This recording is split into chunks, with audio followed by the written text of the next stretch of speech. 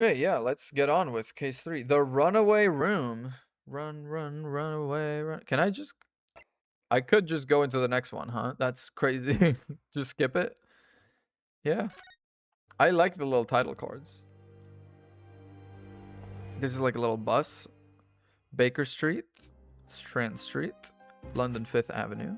Glancing over my records of the late last century, I am faced by the events of a certain bitter winter. A murder in a carriage as it sped through dense London fog in the dead of night. Though the victim and the perpetrator were the only ones inside, there were multiple witnesses to the crime itself. However, none could have imagined at the time that such a seemingly obvious case as this would end in such a horrendous manner. Horrendous. My friend, Mr. Herlock Sholmes, once said of the incident, "I believe that perhaps that case was indeed the prelude. The beginning of a long concerto that impressive Japanese student and I were to play together." But isn't it Dr. Wilson that writes these? Isn't he dead? Amazing. Is this really just a railway station? Railway station or not, I've never seen such an enormous building before. And look at all the steam locomotives. This country is incredible. She looks so precious in her little outfit.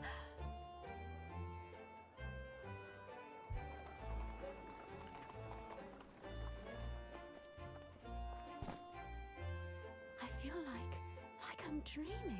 So this is the capital of Great Britain. The British. So, where to? Oh, hello. Climb aboard.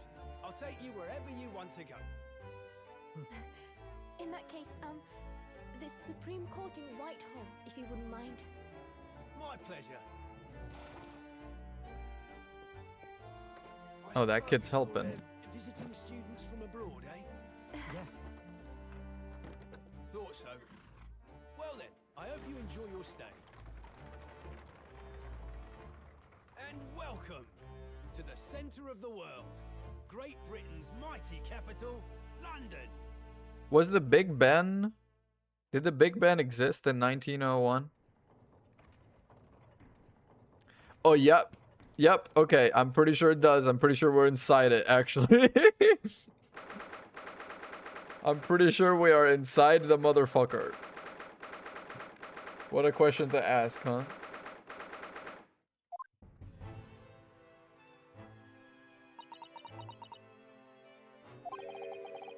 What an incredible place.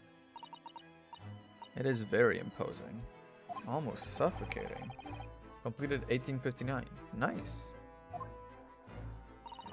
I wondered if, like, some sort of, like, bombing or something during... I guess, you know, 1859 to... It was World War II when London was hella bombed, right? World War I, there wasn't too many planes going around, I don't think. Only been built in the few short decades since we opened our borders to the outside world. Authentic example like this is quite a different impact, wouldn't you agree? Far cry from the wood and paper most of our buildings are constructed from. Yeah. It's more to the difference than just construction materials. It is also just a little weird. This is the Lord Chief Justice Office, Naruhodo-san, Supreme Court of Great Britain. Hello. Citrix. Hello, Citrix Gaming. How do you do? I had instructions to report here at this time if circumstances were different. We're supposed to let the Lord Chief Justice know we had arrived, but since we had a death, I loved this game. I am in the process of loving it. And so far, Herlock Sholmes, let me tell you, that guy, I started out not really liking him. He has climbed the fucking ranks. He has come from behind, the dark horse. I'm really into him now. We are here in a different capacity. Oh wait, Imp, is the other person, like the other half of the ship, do we know them now? Is it Herlock? Having delivered his or her message, an envoy's duty is done. He does sometimes lock in. We want to remain here in Great Britain. I have to take Kazuma's place as the law student. Exactly. So does that mean I need to show up now and be like, yeah. Which is what I've been studying for. I need to be appointed as a lawyer. Officially recognized as a lawyer, I see. Crazy they just let us in. Sorry for keeping you. Whoa! This guy...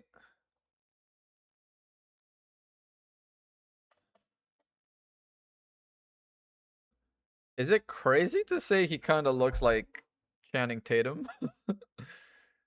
If you remove the beard and the sideburns, he's kind of got a Channing Tatum thing going, doesn't he? Trust you aren't too exhausted after your long voyage from Japan. Seems I'm 1 hour, 12 minutes, and 47 seconds late. My apologies. That's pretty fucking severe, dude. Why are you so rigorous with the time now? Oh, no, don't mention it. Never happier than we're standing around with nothing much to do. That's pretty rude. So, introductions. I am Male Strongheart. Okay. Maelstrom, I'm assuming. Male Strongheart. Lord Chief Justice of the British Empire.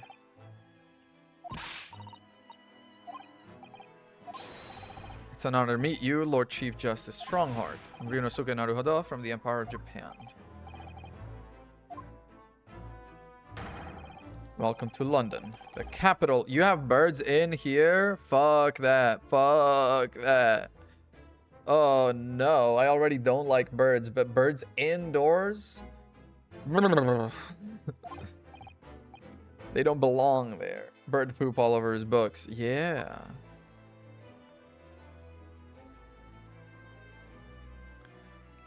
Let us present my armband. I am a defense lawyer in Japan. May I show you this? As your receipt, examine it thoroughly and make a formal statement of my findings would require something in the region of 24 seconds of my time. Is the item warrant 24 seconds of my time, Mr. Naruhodo? Why are you so precious about your time now? What are your impressions of our capital so far? How do you like London? Yeah, I don't remember a single thing. Simply splendid, isn't it? It sure is.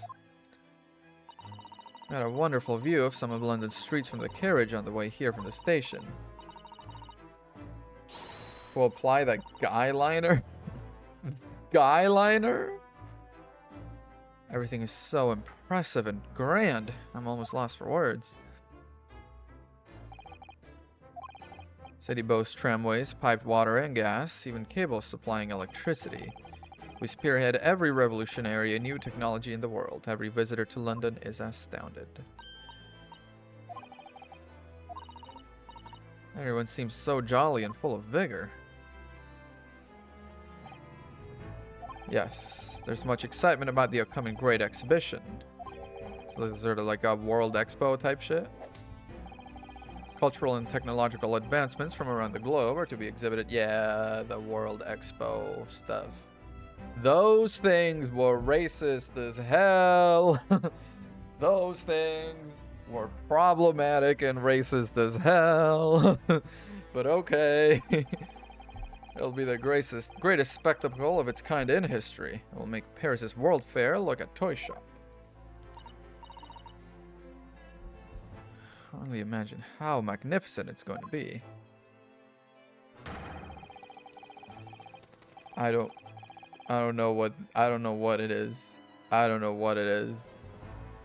Great Britain's capital city is nothing but magnificent. London is the center of the modern world. The sun will never set on our great empire. Okay.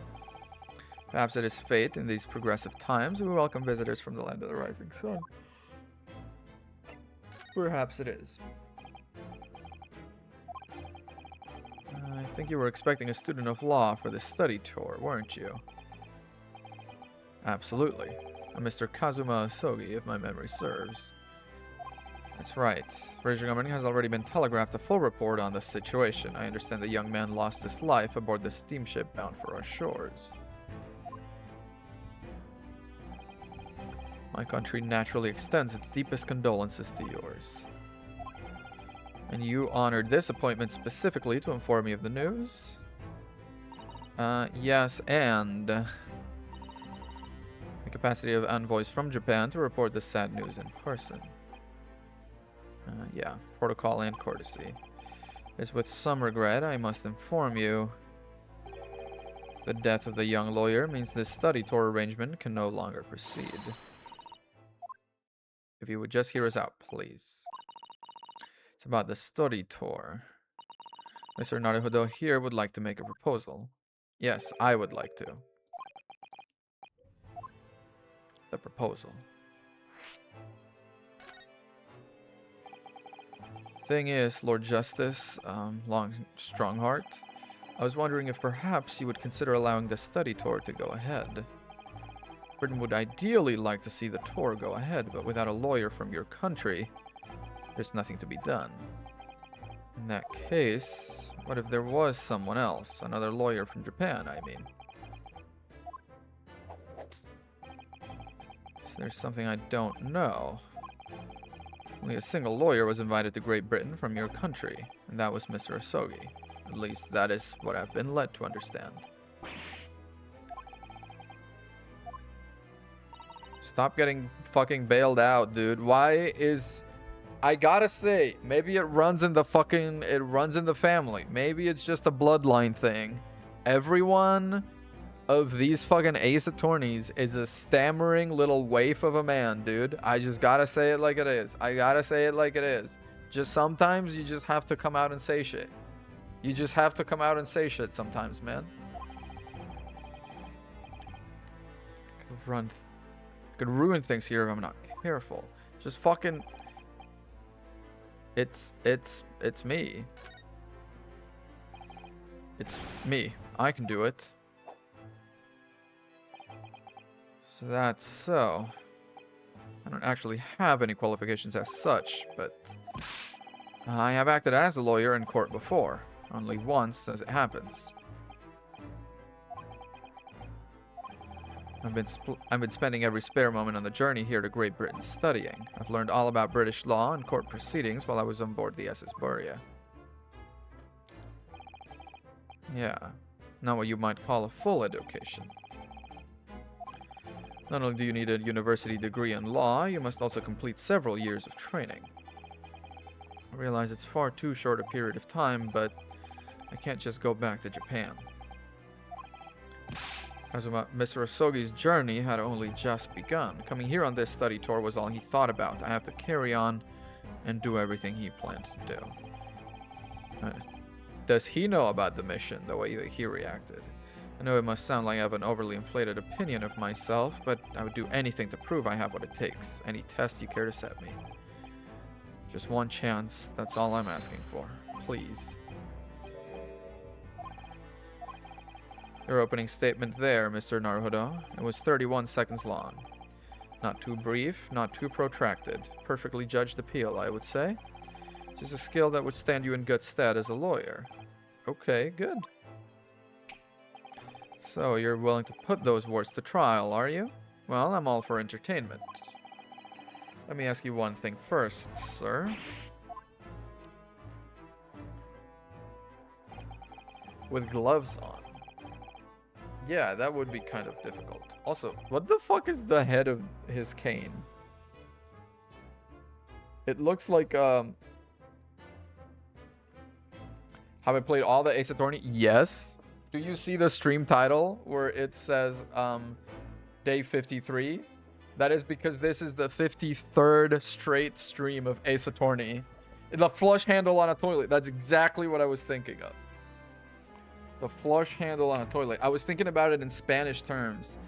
And in Spain, we call it the chain of the toilet, back from when the toilets had like a tank up top and you pulled the chain. So like the flush handle, we call it the chain, even if it isn't a chain. So I was thinking chain, but it's not. It's like, yeah, cadena. Exactly, exactly. Good job. You intend to do everything Mr. Asogi planned to do. Are you firmly set on that path? That's my intention.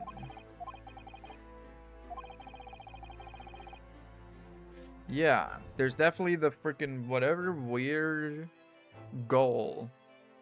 Ace Attorney Investigations. I already did the Ace Attorney Investigations. I did original trilogy, Investigations, Apollo Justice trilogy, and now I'm starting the Chronicles.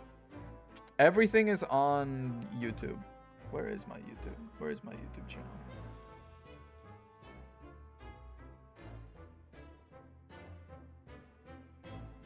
Everything that's happened so far is here for your entertainment pleasure. It's, you know, it's not really edited. It's just like the VODs kind of sliced in a way that it's all in episodes. But yeah, there it is. Very well. You have your wish. I'll give you a chance. Test to become a specially certified lawyer. Whether you pass or fail is entirely down to you. What will the test be? Tell me, Mr. Naruhodo, what do you consider the role of a lawyer to be? Defending people. Well said. So, let's have you defend someone. Okay. Your timing is perfect. In fact, there's an apt trial about to begin later today. No advocate has been appointed for defenses yet, so this will be welcome news. Yeah, let's fucking do it. If you manage to secure a verdict of not guilty, you'll have passed my test. What could be simpler? What sort of trial? Murder, of course. Yes, good question. I remember. The murder trial, as always. As always. An extremely simple case, I understand. You really can't lose. I should mention, just in case, if the defendant is found guilty, he will of course be sentenced to capital punishment. Here in Great Britain, murderers are sent to the gallows without exception. Presumably you read that much in your short C-based introduction to British law. Toying with a man's life. I am the Lord Chief Justice, and I've decided it's acceptable. Damn. I mean, yeah, he said it's fine, so it's fine. There's no need to overcomplicate this. All you have to do is ensure you don't lose. If the case is like what was said at the start, that shit is not open and shut, not guilty, dude. He's kind of the opposite. You've come to me claiming to be a lawyer. If you want me to take you seriously, you need to prove you're willing to do a lawyer's job. Yeah. I would like to understand just how far you're willing to go in order to make that happen.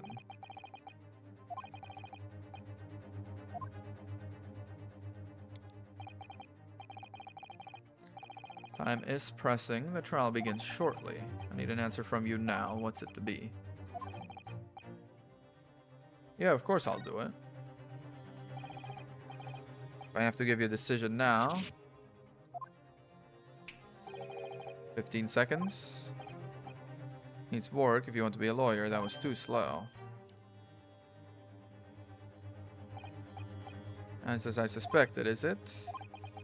You have noble intentions, but lack the resolve to see them through. Exactly. Thank you for stopping by. Go and acquire your ticket for passage back to the east tomorrow. This conversation is over. He's just gonna fucking slink away, dude. What the fuck was the point of me pressing I'll do it if he's not even gonna... I do hate how pathetic the main characters are in these games, dude. I understand. It's not an easy decision to choose whether to defend a man in these circumstances. Nah, dude. Resolve has absolutely nothing to do with it. He's just a baby. Yeah, but I'm on my fucking 53rd straight stream of Ace Attorney. I know I can defend this shit with my eyes closed, my hands tied behind my back, and my feet fucking in a fire ant hill, okay? Like, I know I can do this. I am basically a lawyer. I did consider, by the way, it might be a funny thing to do.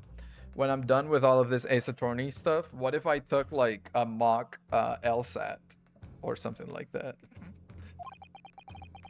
To risk another man's life by treating his one and only chance at a trial so trivially would be utterly unforgivable. I feel exactly the same way. The defendant won't see this trial as a test. Lawyer may fight for his clients in court day after day, but for each one of those clients, the particular day they stand in the dock may be the only chance they have to fight to prove their innocence. I'm not qualified to do that job yet. I'm sorry for wasting your precious time, Lord Chief Justice. He's gonna be like, you've impressed me, wait. Yeah. He's like, wait. That was kind of bars, actually. Approximately 20 minutes by carriage to the Old Bailey from here. If you leave immediately, you should still be there in time. I was quite serious in what I told you. The defendant in this case has literally no one to advocate for him. At this point, he can't hope to find someone to represent him. The trial will begin without a defense. And if that happens, there's only one possible outcome. Guilty.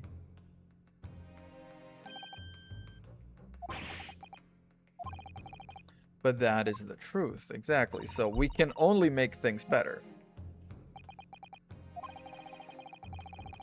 Please don't expect an answer to every question. Damn. Fair. Phoenix grew up. But did he though? Because his ass was in Korean still being fucking shocked at everything.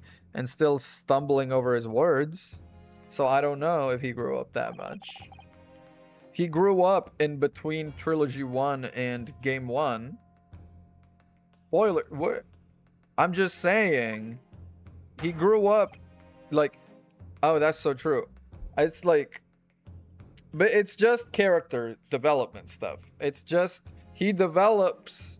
And then it's sort of... He is more or less developed as the plot necessitates it. And that's what I don't like.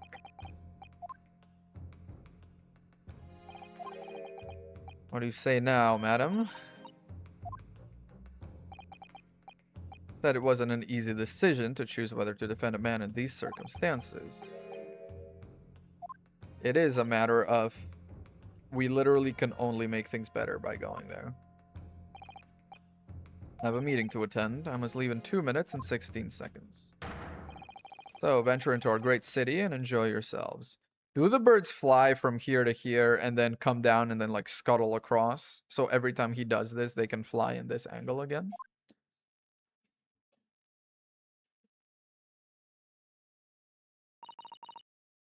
He's gone. Let's go to the Old Bailey, dude. We must leave at once. Yeah, okay. Let's fucking go. Old Bailey. Highest criminal court with an illustrious past. I hope the judge looks like the judge, dude. That's all I'm gonna say. Yeah, the two guys. The thing. It's a window here, though. What's this? Like a little menu? Who is the defendant? Thank goodness we're in time. There's still 15 minutes until the trial begins. You hear what I said to the driver when we climbed aboard? Is this your dictionary? Get us to our destination in 5 minutes, driver, and there's a guinea in it for you. Thought we were gonna die, and we had to pay gold for the privilege. At least we arrived here before the trial started. Yeah, we did. Because the man was out here risking everything. Court clerk said the defendant should be here. There's no sign of him at all. Is it one of those two guys? Are you alright? I'm feeling tense. An oppressive air, almost as if the building itself is gonna crush whoever's about to be sentenced. That's fine, you'll learn to love it. He's feeling very alone at the moment. Top of the morning to you, madam. Sir? Irish? Ooh. What are yous doing following me here? Things are fair desperate, are they? This is definitely Irish. I do not have an Irish accent. Would you look at those expressionless faces? From the east, are yous? The camera cover fell down. Sorry.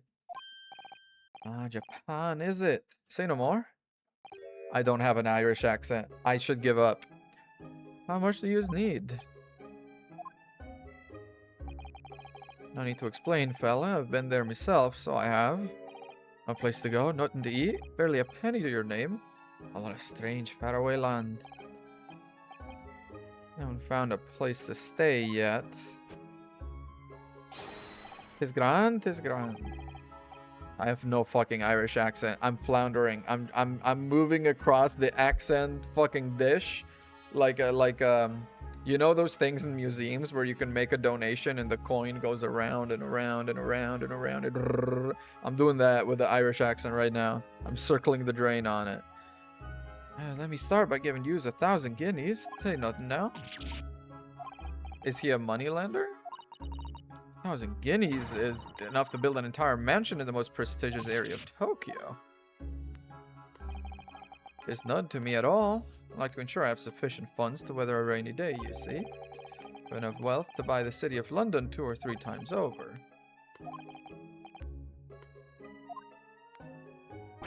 He just tossed it at me, huh? Don't get me wrong, fella. I'm not giving it to you, no strings attached. I'll be wanting you to do something for me. To be honest, it's a little embarrassing. Well, that's about to begin, you see, is for me good self here. I'll be in the dock. So now, what I want you to do, defend me, come along with me and stand there beside me. Officially, you'd be my lawyer, but it's just a little detail now. Don't worry about a thing. All you have to do is stand up there next to me, nothing more. Otherwise, you see, a trial is going to start without me having any kind of representation at all. Uh-huh. Why don't you have representation? Bluster and blazes, do you not know who I am? Me? One of London's biggest names? He is very Bobby Fulbright with that. Hands behind his back, isn't he?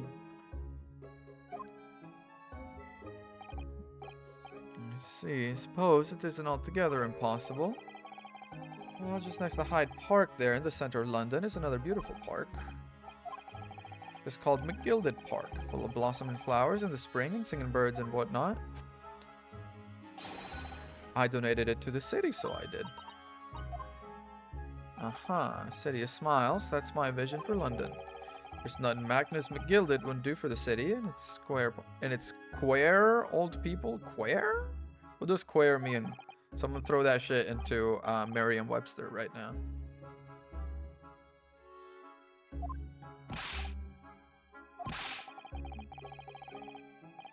The gall to say I'm a good-for-nothing criminal. Me, Magnus McGilded. What is the matter with London police, I ask you? Okay. What is the matter with London police? Yeah.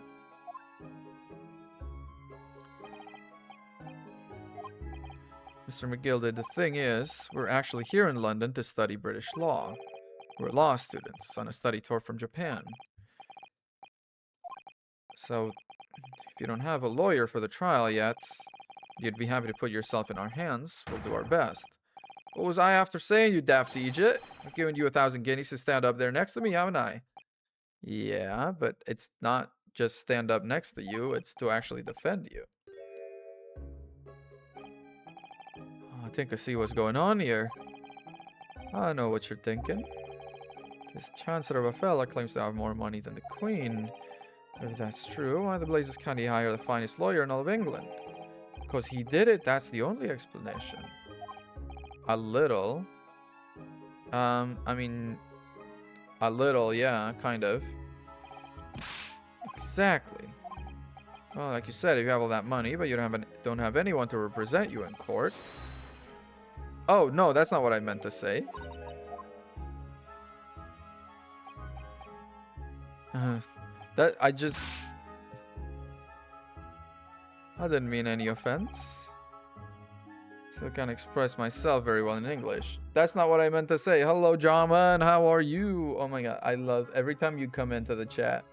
I hover over the little ditto emblem you have because I just love it so much. Is that so? Sounded fluent enough when you were telling me what a blackguard I must be. I can't say I blame you for thinking it, fella. Why you don't have a lawyer, yeah. That'd be the fault of the Reaper. Aye, the Grim Reaper of the Bailey. Lord Baruch van Zieks. He's the prosecutor.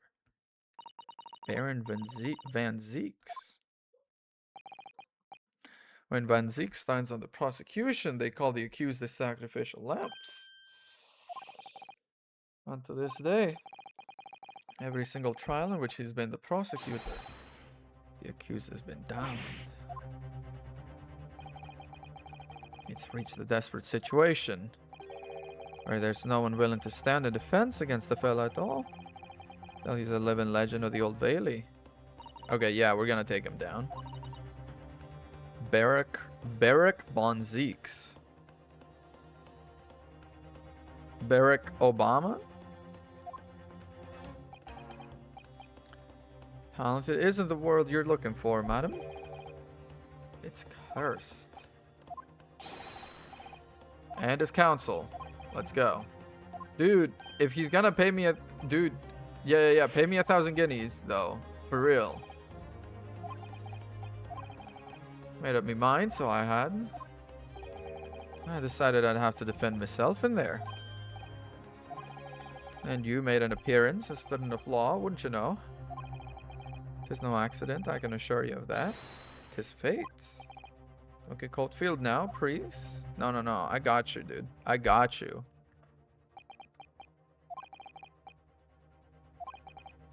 The only thing I do know, I just can't turn my back on him. Exactly. I feel so bad that I said I thought he was guilty. All I was saying exactly to was like, yeah, exactly. If you have all that money, why can't you hire anyone? That is a question I have. He'll have to stand alone in that courtroom. We gotta defend him. Well, if you're late for the start of the trial, you will use your right to stand. Let's go.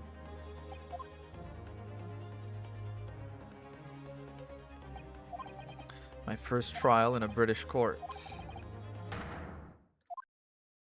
Yeah, don't worry about it. I fucking got this, dude. I fucking got this, man. Don't even fret. Damn, dude. They got fucking Reshiram and Zekrom over here in the British courts. How'd you like the boat case? It was alright. There's a bunch of guys. Are they all the witnesses? That you can like scroll through and be like, one of them is thinking, you go like, hey, what are you thinking about? Or are they the judges? No, the judge goes up there, surely. Centuries of history in this place is palpable, isn't it? So different from the Supreme Court in Japan. Dude, I've got the sword. That's fucking badass. Or the country, determining a person's guilt or innocence is always a solemn affair. Speak up. But he's back to looking fucking chaotic as hell. But I do like that when he's like scared, his eyes are just like, because it does really kind of hammer down. It really does. Shut the fuck up. It really does kind of hammer home that like his whole thing is he's really good at observing. When he's in a stressful situation, when he doesn't know what he's doing, he's like scanning the whole room. You know, he's on high alert, unblinking, looking everywhere, you know? I know, I just can't help it. Also, is it okay if legally... Oh, he's a vampire. That's the guy you're shipping him with for sure. Okay.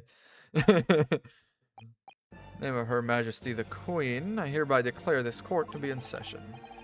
We are here today to determine the guilt or innocence of Mr. Magnus McGilded. Oh my god, he is Santa Claus. 100%. He's dressed in the red, too. I now call upon the counsels for the prosecution and defense to declare their willingness to proceed. The music is fucking incredible. Does the second game in Chronicles not have a similar OST? Is it worse than this one? The Dracula cape thing? Yep. Counsel for the defense. You appear to be Eastern. Do you speak English? Yes, of course. Sorry. I speak it very well, in fact. Dude, he's got the sword on him. That's fucking badass. Same if not better. Let's fucking go. I'm so excited. Those eyes please me, Nipponese. They shroud your fear, your doubt, your trepidation. They run wild, clinging to some phantom notion of courage. The quintessential look of a sacrificial lamb. Oh, hang on. No, I'm gonna leave it. I was gonna say, should I change the voice lines to Japanese? But no, I'm gonna leave them. You stand accused of murder, capital offense. You could be sent to the gallows if found guilty. You're quite sure you wish to entrust your defense to this foreigner. As I've always said, my lord, 'tis a grand thing to give opportunities to the young. Even if the fella is a stun from some little island off in the Far East. Is Japan not bigger than the UK? I'm pretty sure it's bigger. Is it not the British way to ignore the dangers to yourself and give those less fortunate a fair chance? I'd like to think... is definitely Irish. I'd like to think acts of chivalry to the great British Empire proud. Yeah, exactly. He's a great gentleman. Maybe we're gonna play in McGilded Park. Everyone likes him, yeah. Can convince anyone to defend him. That just shows how harsh of a rep the vampire has. Most laudable sentiments.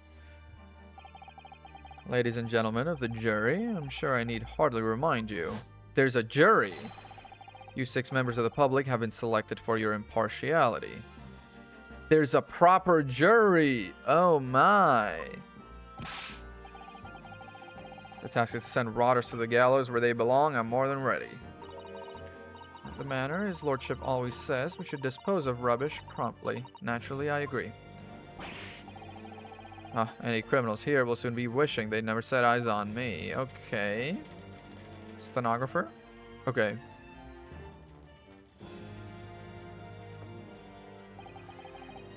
Feel it chill. Dude, okay. I'm sorry.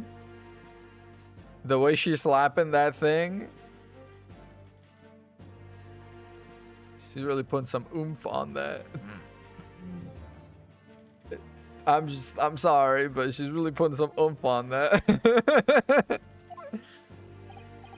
Oh, don't mind me, my dears. I'll just be getting on with my knitting. Let's finish these mitts for my grandson. The jury. Here in Great Britain, the court's final verdict depends on the opinions of these 6 jurors. Yeah. Guilt based on common sense. A defendant is ultimately judged from 2 completely different points of view.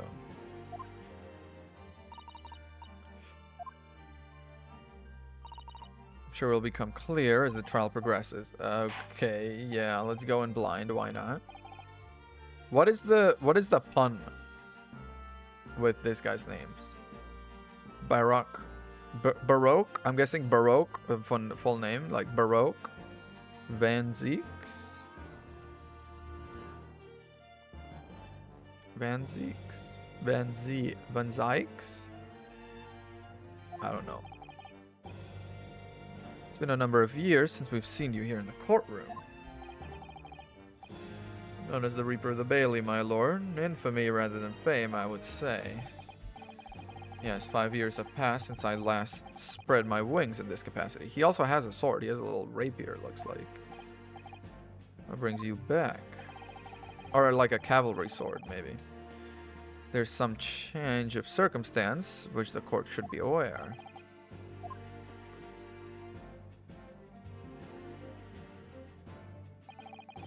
I leave that to your imagination, my lord. Yeah, just my luck. Court, nevertheless, welcomes your return. Opening statements, I think. A summary of the case, if you please. Yeah, my court record is very empty. So please fill it up. Van Zieks, please fill up my court record. This is a case of overwhelming simplicity. The incident took place in the late evening, 3 days past. The hour was some minutes after 10. Professor Layton versus Phoenix Wright. I know. I do, in fact... Wait. 1 second.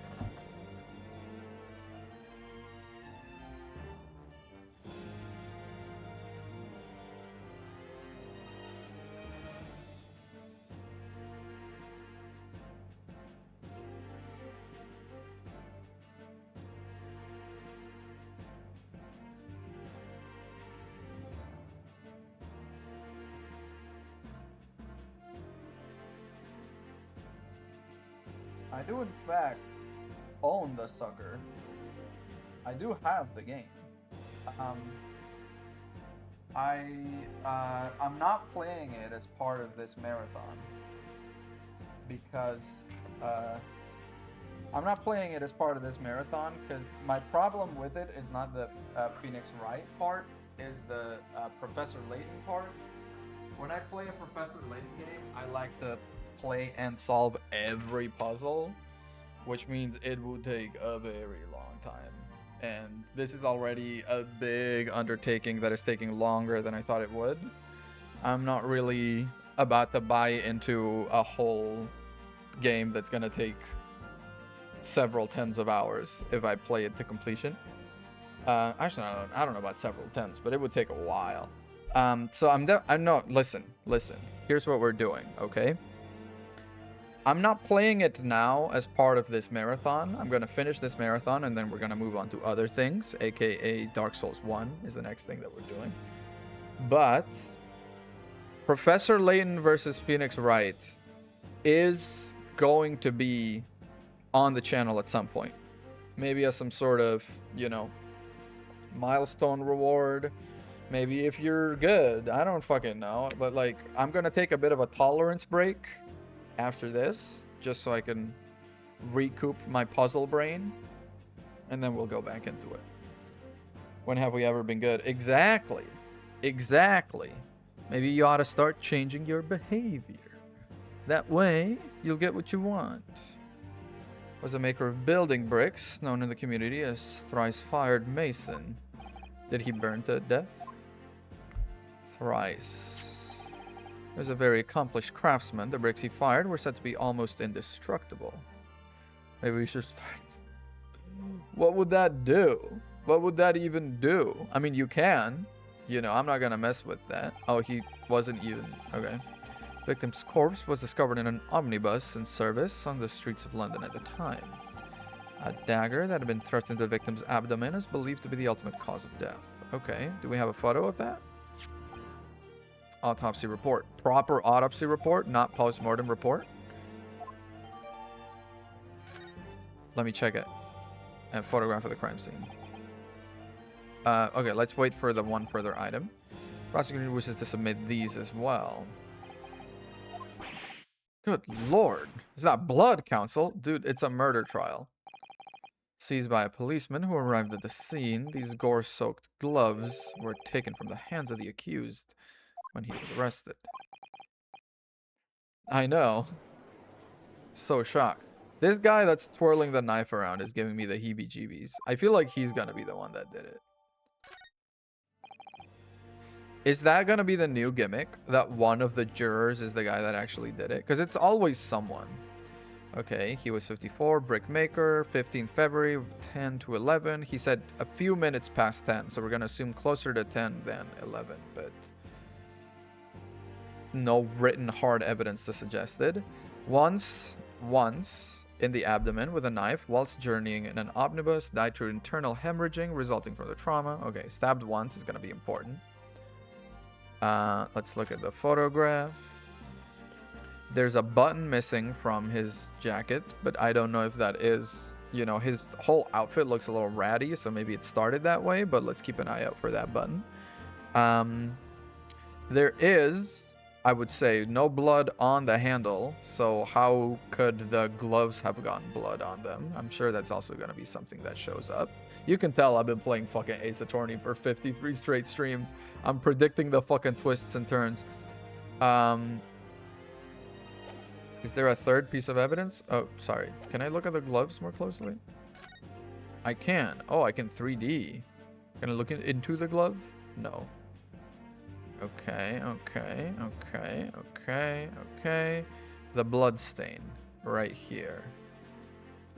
It's on the right hand. So if my guy turns out to be left-handed, that is something that we can also talk about. It is definitely blood. No, by the way, yeah, is he right-handed? I believe so. He was toying with the coin in his right hand a little earlier, so true. If only he'd been left-handed. You know what? They're kind of calling me on my shit. They're like, this shit's gonna be a little harder than that. Get used to it. All right. It's fine, dude. It's fine. The fact remains there's no blood on the handle of the knife, so how did it get on the gloves? There were only 2 passengers traveling inside his vehicle at the time. Obviously, one of those passengers was the deceased brickmaker, Mr. Mason. The other... Damn! Okay, he's... The wrist, though, the little... He kind of hit a little bit of a stanky pose there, right? Look at that. He's kind of hitting me with that right now. He went like... Damn. Okay. Okay. I see why you ship him. I'm assuming this is the dude that you fucking ship with the other guy. Rather damning circumstances, to say the least. Well, of course, I have no recollection of such a thing. Okay. To be sure, I rode the omnibus that evening. Whenever I'm in a carriage, I'm taken with a fierce tiredness. I always succumb to it. Here's the motion of the carriage, my lord. Littleton, so it is. When I open my eyes again, it was a desperate sight before me. The body of a man I'd never laid eyes on before in my life. Is it possible the driver was lying?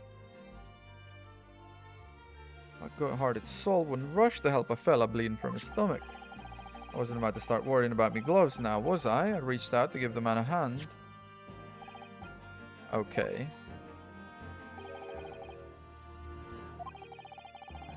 The statement of the drivers is only the beginning. Who knows? What do you mean, who knows? Who knows what?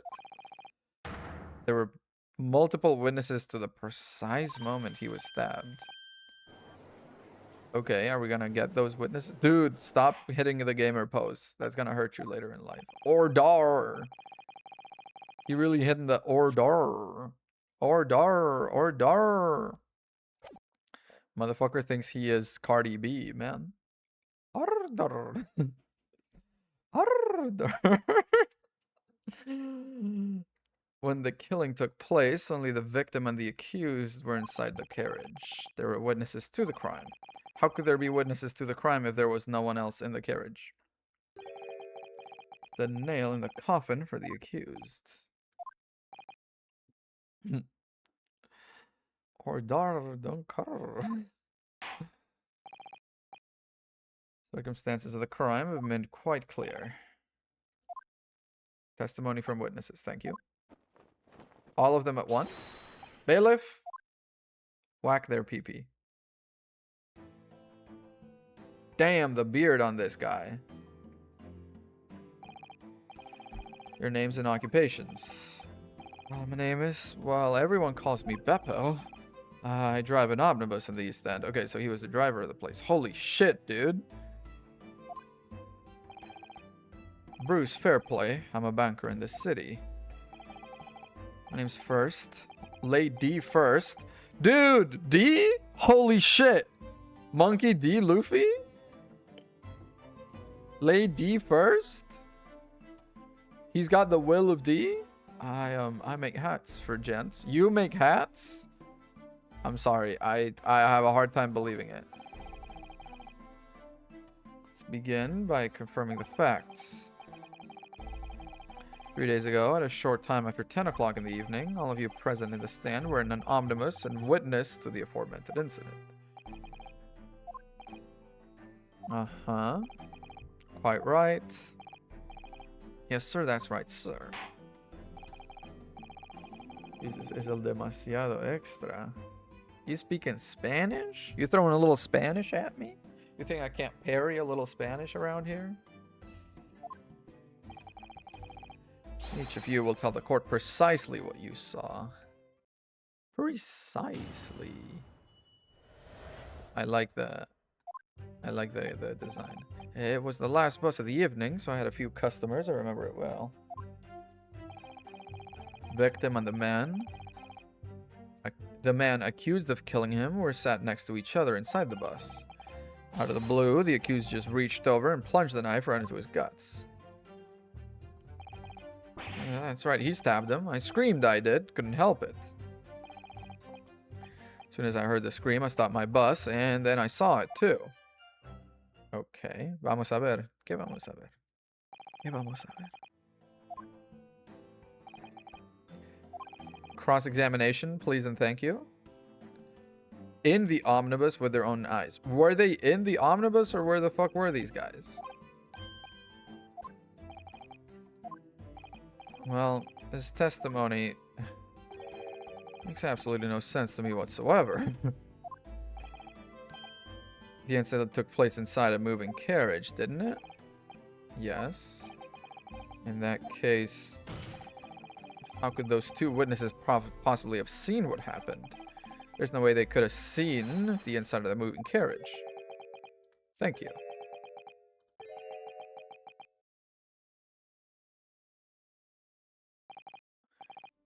How quaint. I'd read their civilization in the Eastern Island nations was a good century behind our own. But you're here in London yourself. Are you really so ignorant about our omnibuses? Tell me, my Nipponese friend, have you even traveled in an omnibus? We only arrived in London this morning. Okay. The actual scene of the crime. Are they bringing the omnibus in? That's so cool. It's here today in this very building. Bailiff, bring it in. That's so fucking cool. Okay, that's a little sort of clunky, maybe. So that's an omnibus. So what, were they up top? So you can see the omnibus is pulled by 2 horses and can carry up to 8 passengers. Okay, yeah. Ooh, diagram. 4 passengers seated inside the enclosed cabin and another 4 on the rooftop deck above. The best views of the city's architecture and sights are to be had from the top of the omnibus. But wasn't there wasn't their testimony that they were sat in front of each other and the man reached over and stabbed them? How is that possible? Because up top, they're laid out looking the same way.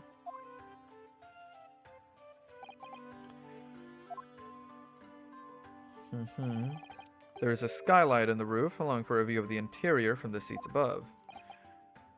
So the guys that saw it were up top. And he drops it last. We're occupying the rooftop seats of this omnibus. Okay, got it, got it. Through the skylight. I see. Crime scene itself being brought into the courtroom. That is very nice. I would like to submit the omnibus itself as evidence. That is the prosecution's wish. I think that's perfectly fine. Damn, his whole wig fell off. I see no reason why not. Okay, bring it in.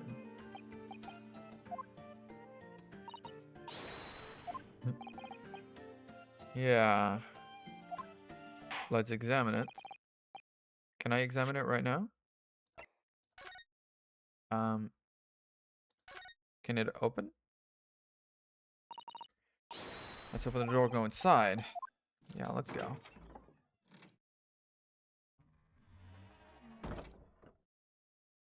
Okay, London poster.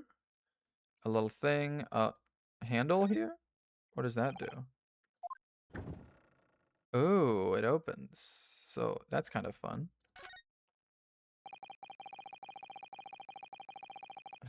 One moment, I'm doing tourism. I know, we're like, ooh, oh wow. We take out the little disposable camera. We're like, wow. Sorts of equipment might be needed to keep the omnibus running. Feeding tubs, tools to repair wheels. Okay, so this isn't passenger stuff. This is staff stuff. Storage compartment for the coachman to keep his things. Yeah. Don't imagine it would be very convenient for that purpose anyway. Because you've got to, like, sit down. Okay, so we've got that. We have got the actual freaking scene of the crime with... Oh my god, I thought those were fucking eyes. I got so scared. I got so... I'm like, there's something... Guys, don't look, but there's something fucking watching us. There's the skylight right there. Quite large enough to afford a good view into the cabin from the roof deck. Can't be opened from inside the cabin. Okay. Can't be opened from inside. What's the notice say? The Great Exhibition starting in 6 months. The Crystal Tower. Fizzing with excitement at the prospect of such a grand event.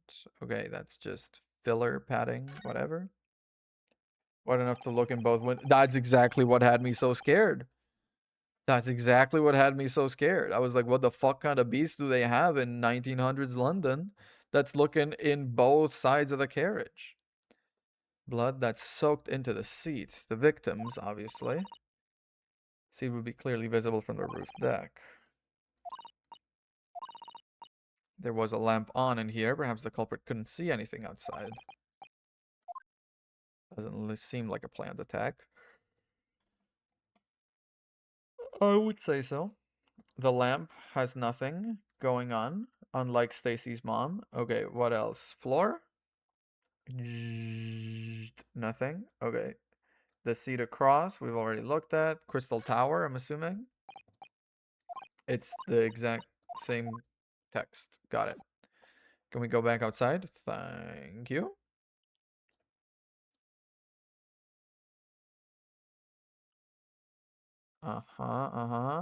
Job masters. The wheels. On the bus go round and round. The Phoenix Ride Omnibus? Wait.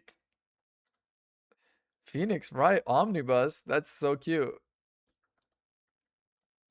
That is so stinking cute. Okay, what? Did they put little ads on it? Oh, that's the skylight, I guess, that I'm looking at. This does have a latch here. Certainly see inside the carriage through this opening, that's for sure. Witnesses would have been able to see quite clearly. No, but can we look a little closer, dude? There's a whole ass latch there. Can we look at that? Apparently not. Apparently that is not for us to look at. Phoenix Wright omnibus. Shut the. Oh my god, this carriage driver fucking left an imprint, dude. Is when the atom bomb goes off and just the shadow of the person just gets left out, dude. He's got an oily ass, this man. Holy, that was 3 days ago. 3 days ago, and his sweat stain's still on the fucking seat. Yuck. Yuck. Okay, I don't know that there is much else for us to see at the moment up here. Because this is still the skylight that we're focusing on here. Oh, bench, I guess. Yep. Must have a wonderful view of London streets from up here. Can't imagine how cold it must feel. Being dragged around the city in the freezing cold as a punishment. Perhaps what did she say? Perhaps what did she say? Oh, to stay out late. Okay. Cross-examination, please. Pray don't expect this Nipponese stray to understand the intricacies of a British court's cross-examination rights. Hey, Van Zeeks. Wanna shut the fuck up?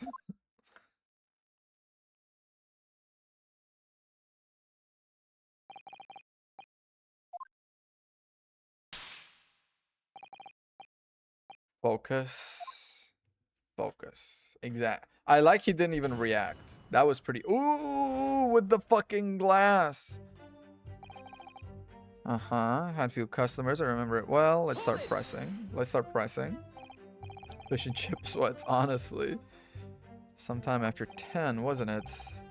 Ah, yes, sir. That's right, sir. Yes, ever so cold it was. For freezing, in fact. No reaction. Okay. You had 4 passengers on board at the time. That's right. No, not all traveling in the same parts of the bus. Of course, though, no. You're quite right with that, sir. No other passengers like that. No, none. Okay. Boss insists on running. I have to say, the boss insists on it running. He does every evening. That last bus of the day. I do wonder sometimes if it's altogether worthwhile. It's hard to say. Well, with it being so cold and everything, only making 20 pence on the run. I spent that much at the pub on the way home, just trying to warm up again. Aw. Sat next to each other inside the bus. Next to each other. When you sit up on the top deck, the windows are right there at your feet. Indeed. I had a pretty good view. 2 of them were wearing hats, and I couldn't exactly make out their faces. So I shut it out of my mind. His button is missing in this image, so I'm thinking maybe that's just how he looks. How can you be so sure? Well, how can I put it politely? I'm gilded as a gentleman of rather small stature. Couldn't have mistaken him for anyone else. Deceased and Mr. Gilded.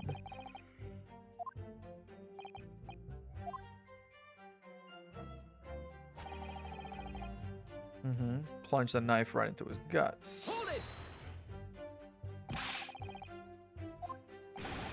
Didn't I already testify to that?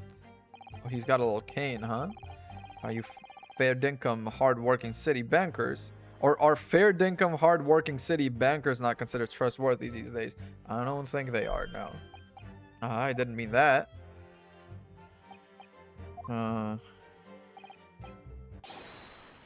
Okay. My mind is made up, my lord. Completely and utterly made up. I don't like the stinking rich. Never have. They're always up to something or other that they shouldn't be, every one of them.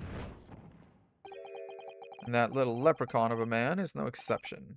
Well, you can't fool me. Oh, dang, that's how they do it. There's no point in wasting time listening to any more of this. That's my opinion on the matter, anyway. Precisely what I was about to say. Another guilty? My duty to set a good example to my fellow jurors.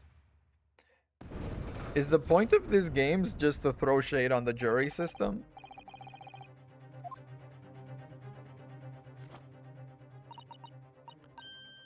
How the members of the jury give their verdicts. Apparently, yes. White for innocent, black for guilty. It is a little extra. One by one, they each cast the ball of fire into the great scales of justice, as we saw a moment ago. Do our very best to make sure that doesn't happen. Yeah, okay. Continue with my cross-examination. Does that mean I shouldn't be pressing so much, or what? Hold it! You screamed. You were sitting up on the roof deck, were you? That's right, I was up on the roof seats. Seeing the little gent sitting next to the fellow that was stabbed. Okay. A new hat design, so I was just gazing absentmindedly around. Then I happened to look down to the skylight. Yeah, I was sticking right of his belly, that huge great knife.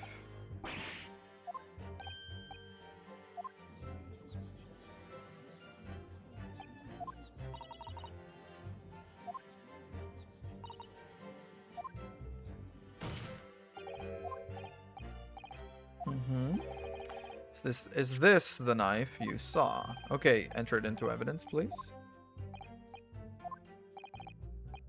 This is the blade that was driven into the victim's belly like a stake through the heart. Like a stake. Oh, okay, because you're a vampire. I was like, what do you mean like a stake through the heart? Like a knife in the belly. Like, this is the knife that was driven into the belly like a stake through the heart. Using comparisons is a powerful thing to do, but when you're doing stabbing one thing into one part of the body, it's like stabbing a thing into a different part of the body. That's a little rough. I'm just gonna go ahead and say that. The scabbard is emblazoned prominently with a certain initial. The letter M seems oddly familiar. What you want to bet is like W. Or Magnus, perhaps? Or McGilded, possibly. Take your pick. This particular big name in London made a magnificent mistake. There are M's everywhere. Yes. Like Mason. Magnus McGilded. No, but like... fucking... I don't know. The guy that actually did it. Are the jurors actually in my... No, they're not. Lady first. I don't know. Yeah, my objection voice is quite gentle, isn't it? This weapon of murder almost certainly belongs to the accused.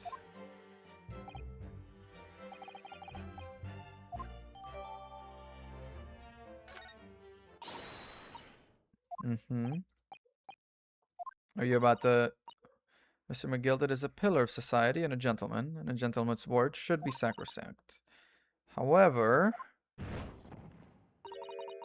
those of us in service know we must accept hard truths. I haven't tried the Japanese voice lines now. Hey guys, do you want to let me try to like say one thing before you start doing this? I do like to eradicate all traces of filth and grime.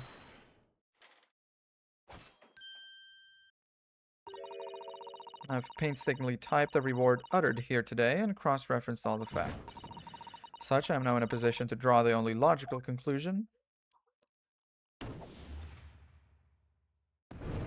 Is it gonna be the old lady, the only one that's gonna hold out for me?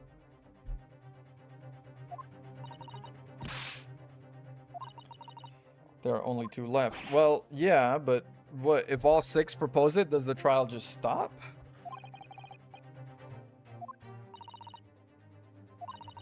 What we need more than anything is information. We still gotta press, yeah.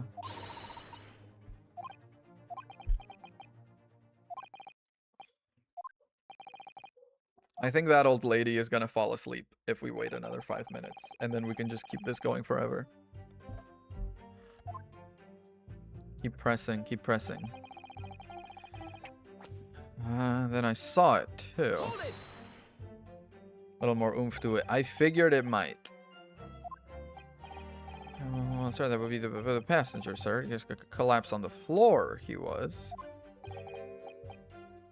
The victim.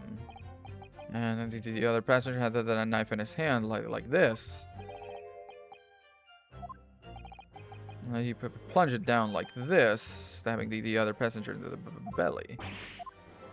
Okay, add that to your fucking statement right fucking now, because my guy was sat on the chair.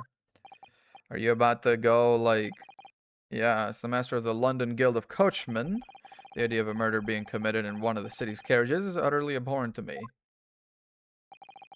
It wouldn't be right to make a decision before hearing all the facts, though. Yeah. Because the guy says, I screamed when he saw the murder happen. And then he stopped, looked in, and then he saw the murder happen, which means what, the murder happened twice? I don't think so. Then the guy was on the floor? I don't think so. Old lady, be my friend. Yep, now Silver Blaze, the finish is in sight.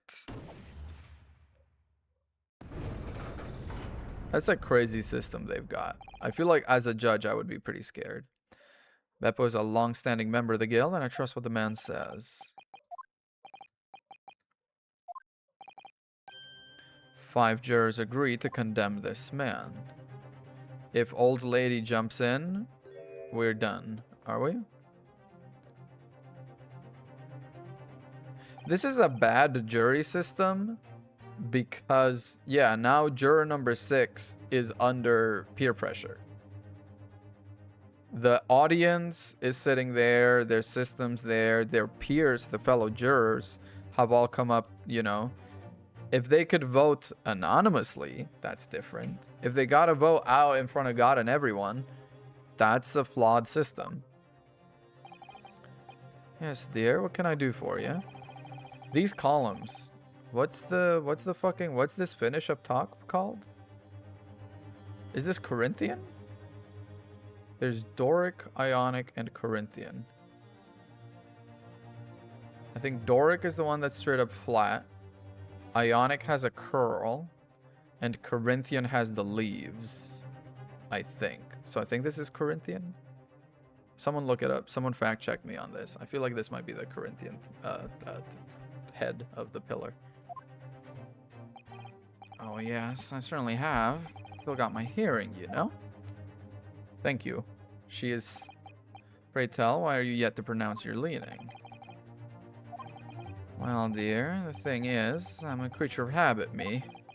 I always go to the park at around this time of day and sit on a nice bench and get on with my knitting. There's a lovely little park just near where I live. McGilded Park, it's called. The gentleman donated to the city, you know, to put a smile on Londoners' faces, he said. Can't imagine such a fine young gentleman would have it in him to take another man's life. Thank you. Maybe we go to the McGilded Public Library later and borrow some more books. McGilded Public Library? This guy's a fucking saint. How many Londoners live with their heads in the clouds? Do you people not know what kind of a man Magnus McGilded really is? What is he? Philanthropist Magnus McGilded has enough wealth to purchase the entire city he claims to value so highly. Where did all that wealth come from? Your client is a Shylock, sir, and one with the very darkest of souls. Stone the crows. McGilded lends money at extraordinary rates of interest, so his victims have no hope of repaying him. When they default, he takes possession of everything they own. He is a vulture that preys on the weak. I have never heard any mention of that before. He's Scrooge, is the thing? Is that what we're making him? Is he that character? Your faculties haven't deserted you, I'm sure, madam. So has this thought not crossed your mind? Would a man wealthy enough to buy London in its entirety not have a carriage of his own? What possible reason could this man have had to make use of a public omnibus service? The victim, a poor brickmaker, had next to nothing to his name save considerable financial liability. It will come as no surprise this creditor was the accused, Magnus McGilded. Let it also be known, the very day Mr. Mason was killed was the final repayment date for his debts. Okay. Why would my client want to kill him on the final repayment day? If the guy did not have the money, we get to keep everything he has, which includes, you know, land, presumably, his workshop. He had lost his house. He had not a shilling with which to repay his debts. The pitiful soul, and the very last thing he owned taken from him, his life. Well, if he had nothing, why would we kill him? What's the point?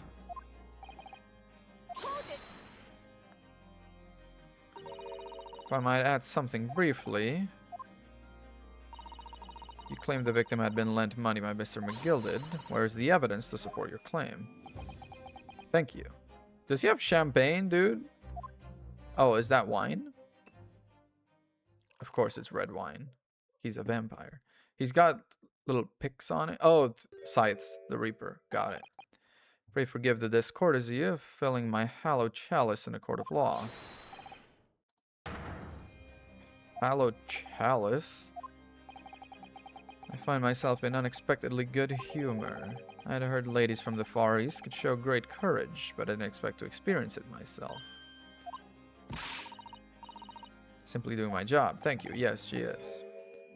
It is in vain. Is the debtor's ledger, which details all monies loaned by the accused. You find the victim's name clearly recorded inside. Let's have it in evidence, please.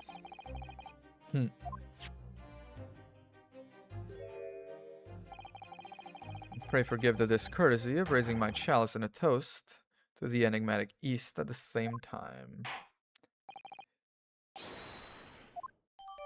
Accept the evidence. I'm going to go ahead and check it out. Victim owed a considerable sum. Well, the guy threw me a guinea earlier just for free for the ha-has. Anything around? Don't look like it. Okay, let's crack the bad boy open. Do you really think we have to look inside? We might as well. We will not find Mr. Sholmes' name inside. Well, let's see what is inside.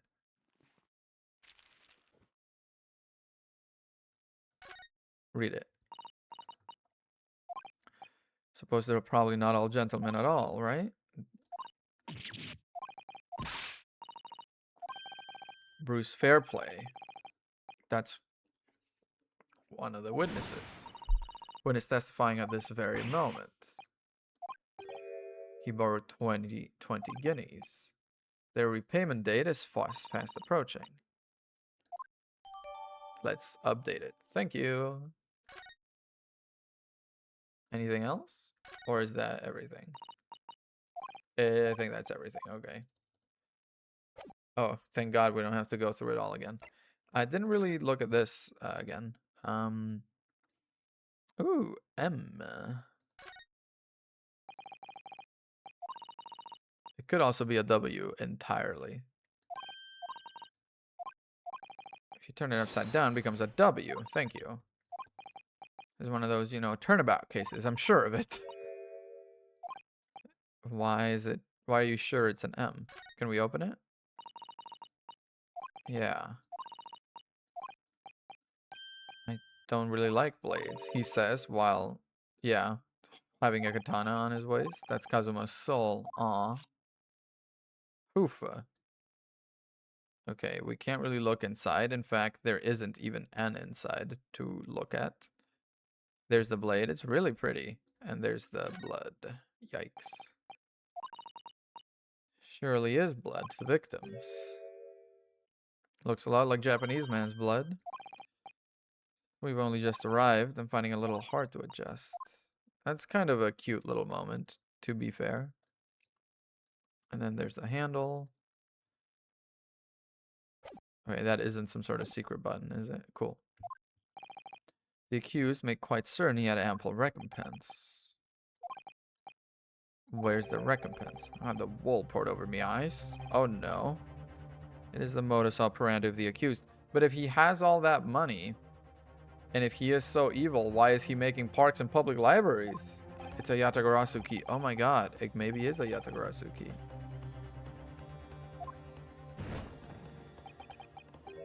Still. Maybe it's all for the best. I don't stand for nonsense. Okay, well.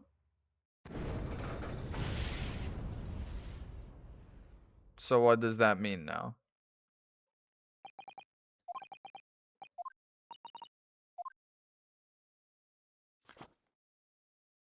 I don't think this decides the case, though, right? There's the other verdict. When all members of the jury have concluded the defendant is guilty, court proceedings are suspended, and the presiding judge will deliver the final verdict and sentence. Okay, so we're fucked. Unless... what? A footnote, thank you. However, the defense... Hey, however the defense! However the defense! Thank you. Girl, keep talking. However the defense... According to the laws of this country, I will now conclude the trial by delivering my final verdict. I trust there are no objections. There are plenty objections. You were in the middle of saying something before. Footnote. What does it say? No members of the jury have concluded. Yeah. The defense has the right to demand a summation examination of the jurors at this point. Which means what? Objection! From which century has that tome you have there been resurrected? Judging from the binding, I would say that book is at least 50 years old. Any modern text on British law wouldn't even give such an antiquated procedure a mention. It's a relic, long forgotten, certainly no longer practiced. But it is law. You're out of luck. It's still law, even if it's not practiced. Yeah. What even is it? This summation examination. Girl, just keep the book open, okay? Just keep the fucking book open. You want the right to procedure before you even understand what it entails. Yeah, exactly. There's no rule saying dogs can't play typical Nipponese. Can you shut the fuck up? Also, what do you mean typical Nipponese? We're the first Japanese motherfuckers you've met. We would be able to appeal to the members of the jury. Appeal to them to change their leaning and reverse their decisions. Successful, the proceedings of the trial must be resumed. Okay, appeal to them. Sure. Would use a summation examination to attempt to influence the jury's decision. That procedure became something of formality with no practical benefit, so it fell out of use. It was devoid of purpose. Changing just one member of the jury's mind would be hard enough, let alone several. We gotta try. It is not formally revoked. Exactly. We can still do it. Although it may be antiquated and largely forgotten, it isn't yet extinct. Let's fucking do it, dude. It's the only avenue we've got. Yeah, of course we assert a right. The defense wishes to assert its right to a summation examination, my lord. Objection! What? London is the capital city of the most powerful nation on earth. And? What the fuck does that have to do with anything? We have a duty to the world to exemplify the very highest standards of judicial procedure. Are an embarrassment that should remain buried. Because you don't like him because you're a prosecutor. His objection is so fucking wimpy, I can't. Objection. Objection. If it's alright, it's alright. The defense's petition is perfectly valid. The court will proceed with a summation examination. Are you and the remainder of the jury ready? I'm not. They weren't ready to be challenged for their decision to send a man to die. No mention of this in the letter I received. on what grounds they have reached their decision. Thank you. And then we can send evidence to counteract it. You're rather putting us on the spot. Well, what? Were you doing this fucking... On what grounds and they can't explain it? This is fucked up. Yeah, I don't really hold a thing. I don't really hold with all this justifying lark.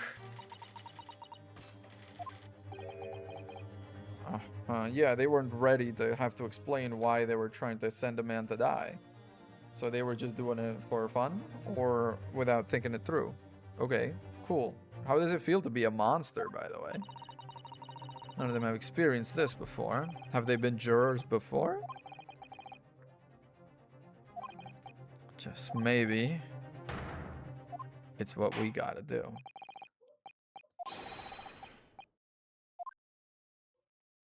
Summation examination.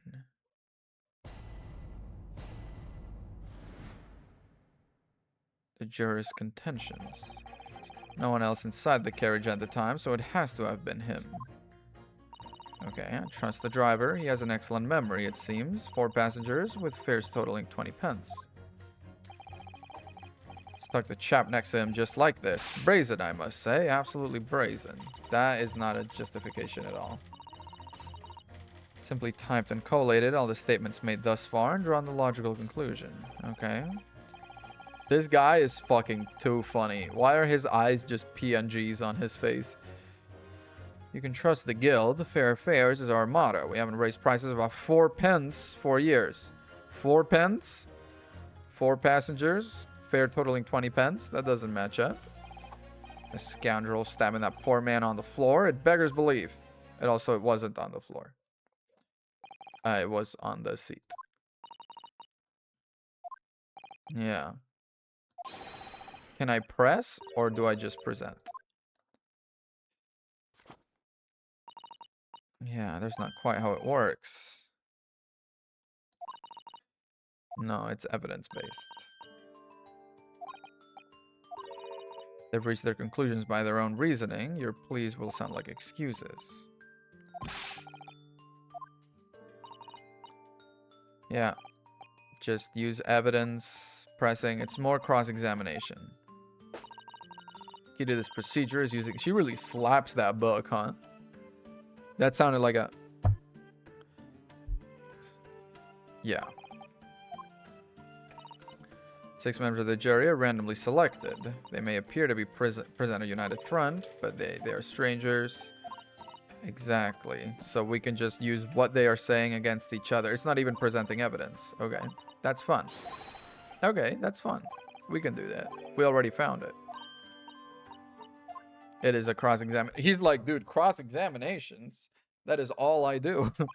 I've only done it once, but it is all I do. That is exactly the kind of thing my brain is wired to do. I will do it. Double slap. Goddamn, dude. How is his cheeks not red? This man's face is made of steel. Take the stand for this. Ooh. With the sword.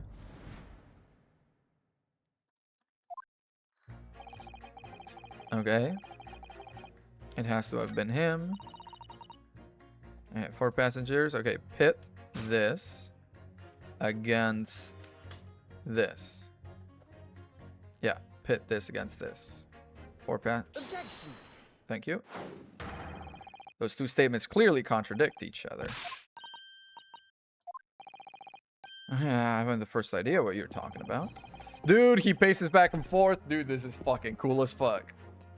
Cheeks of steel. Dude, that's literally what Patrick Star was doing in that one episode of SpongeBob. According to the group testimony we've heard so far, there were 4 passengers on the omnibus of the night in question. According to the coachman, Mr. Beppo, he took 20 pence in fares. Exactly. Juror number 5 also told us the following. The fare for the omnibus is always 4 pence. Yeah, this is the way London's carriage should be operated. Now, it doesn't add up. In fact, it leaves a glaring discrepancy in the facts. He's got a fucking flask. This man's getting sauced, and the dude 1901 is sick. 4 passengers paying 4 pence each.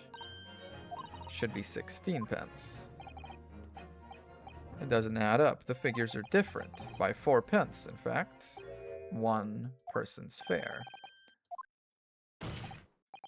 In other words, on the omnibus that night, distinctly possible there was another passenger we've heard nothing about.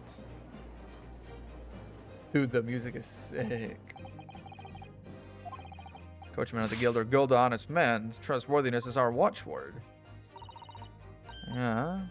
Your watchword, good sir, is a fallacy. Thank you. We're turning them against each other. I think you ought to consider, if this trial were to end now, the news will surely spread all over London.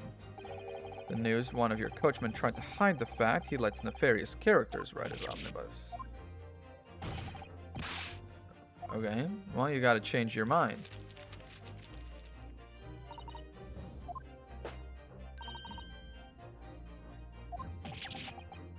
Oh, hold your horses there, coachman. We were all in agreement. Wait till I get my hands on you, Beppo. Goddamn. Keep going.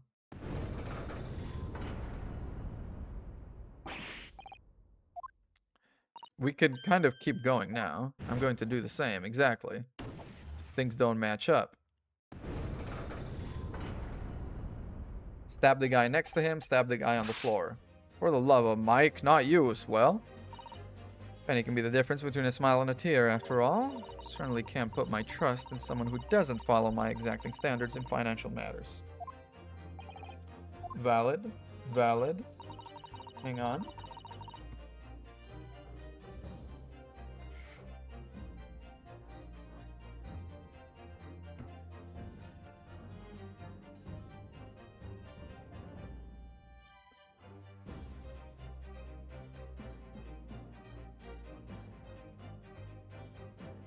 Alright. Well done. 2 more. Oh, it'll balance to the middle, you mean? Or we will win. We can force the wait, we need to fully make white the majority in order to win? It isn't just enough to do this? Yeah. Pit 2 more jurors against each other. Yeah, that's easy enough. Stab the guy next to him, stab the guy on the floor. There we go.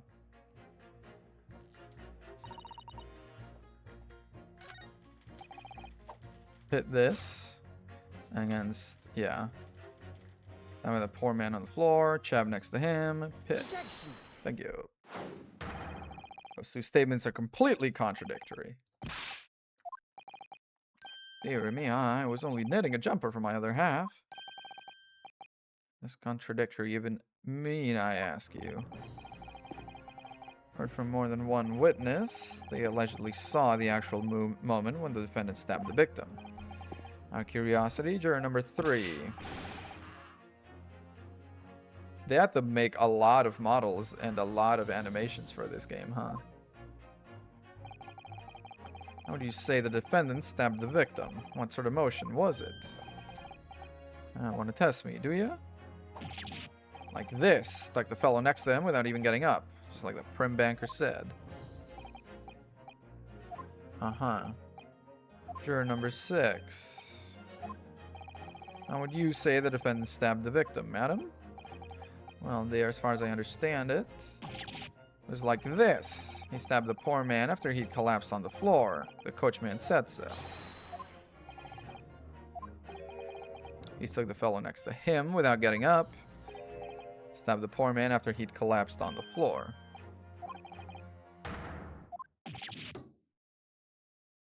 This guy's gonna have to pay for some repairs to this fucking table.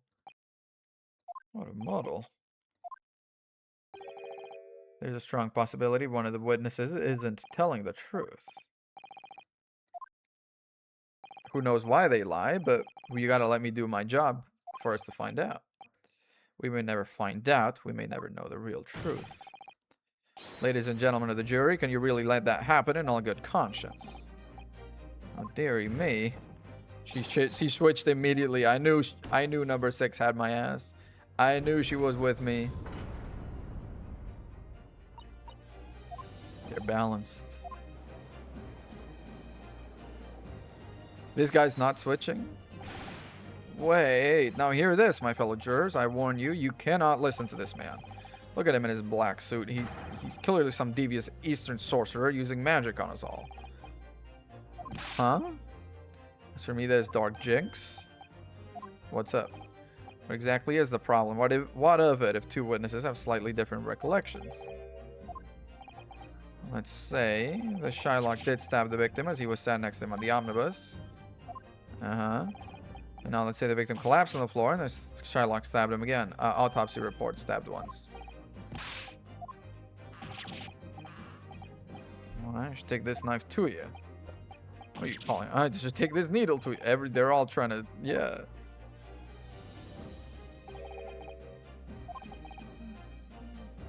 It is out of the question. He was stabbed once. Thank you very much. The music is good. Out with it. What you're suggesting is impossible. It's out of the question. I'm only doing my job. You're calling me a fucking Eastern sorcerer, man. Foreman of the jury, I have a responsibility to steer everyone in the right direction. What you think is the right direction. Uh-huh. Show me some proof. Yeah, okay. He was stabbed once. We know this. I'll give you the proof. That sounds a little naughty, my boy. This is the victim's autopsy report. According to what's written here, Mr. Mason was stabbed in the abdomen once. Quite simple. The victim was stabbed precisely one time. Means these witnesses can't possibly have seen it happen 2 different times. Where'd his knife go? Alright, I concede defeat. Nice.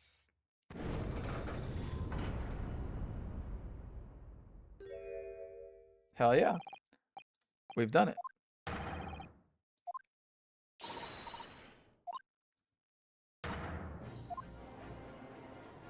He's standing fucking ramrod straight like a fucking general.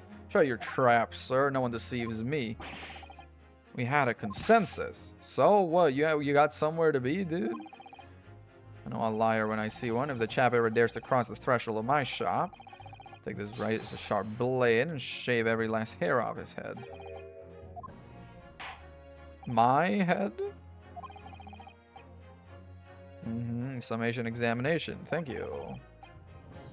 2 for guilty and 4 for not guilty. Thank you very much. There's no longer a large enough majority among the jury for me to adjudicate. If it was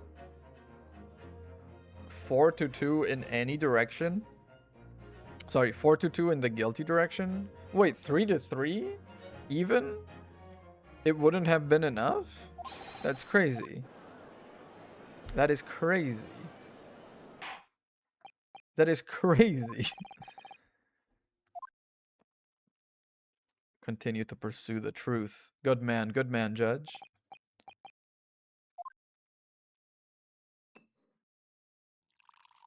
Now instead of drinking to celebrate, he drinks to fucking cope.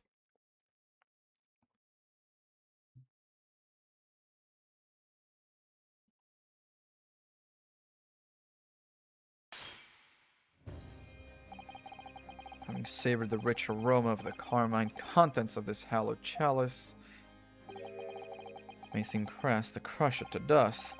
Pray forgive the discourtesy.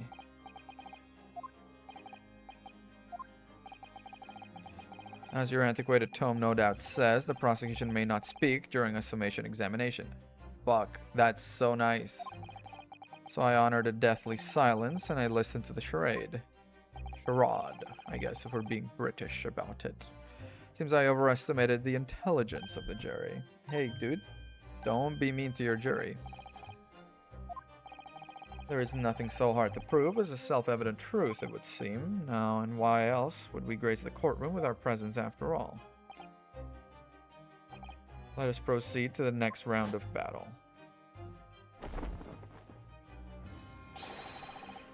forth the witnesses once more. Please and thank you. Is that the prosecution badge that he's got on his lapel? Are they gonna do a different testimony? That I did, sir. Okay. I heard it. Okay. Explain. It transpires that in your previous testimony you were attempting to veil the presence of a fifth passenger. You'll be found guilty of perjury. Oh mio Dio. He's Italian? I mean, with a name like Beppo, yeah, actually, he probably is Italian. Explain, please and thank you. I carried for 4 passengers that night, I swear it, but what? I for one was told I had to pay 5 pence for the bus. He fiddles on the fare, he did, and I saw the blood-curdling sight as well. Told you, saw McGilded stabbing that man. Okay. He stabbed him, yes he did, I think so, yes. So he made them pay 1 more pence.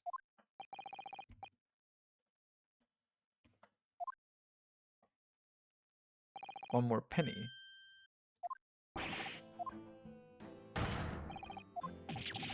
I'm Terry Sawler, Guildmaster? Okay. 4 pence across the board. I to understand you've been overcharging your passengers by a penny a fare. It's so cold and the last run of the day is always half empty. Yeah. You're a disgrace, Beppo. A disgrace. Holy. Brought dishonor to the entire guild. I had to pay 10 pence on the bus just last week.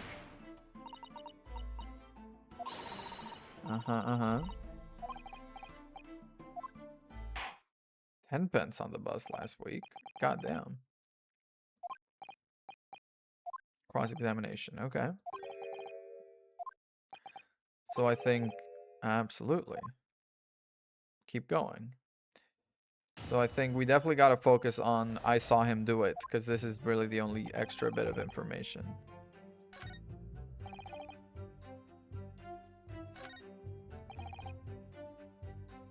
You saw the blood-curdling sight. Start pressing on when they're talking about the murder. Explain the details of it. Not exactly. I mean, I didn't actually see the exact moment that Jen got stabbed. Okay. That's pretty important.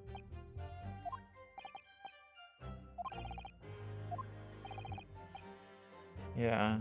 Makes a sharp intake of breath. That's when I looked through the glass. That's when I saw that horrible blade poking out from his belly, all covered in blood. I helped screaming. Okay. You saw it. Let's press on that.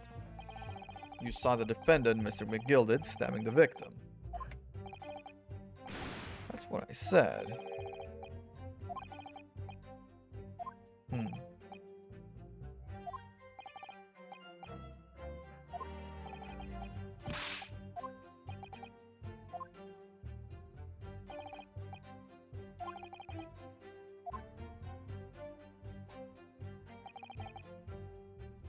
I think so. Why do you mean you think so? You saw the moment when the defendant allegedly stabbed the victim. You said the victim was on the floor and described the assailant holding the knife in a nice pick grip. Sort of overhanded, yeah. I suppose I might have, yes, put the cart before the horse. Okay. I was driving the horse when I heard the scream from the seats on the roof deck. That was, yeah.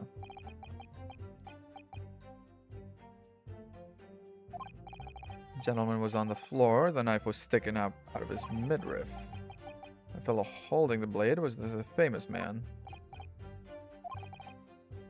You didn't see the moment the victim was actually stabbed.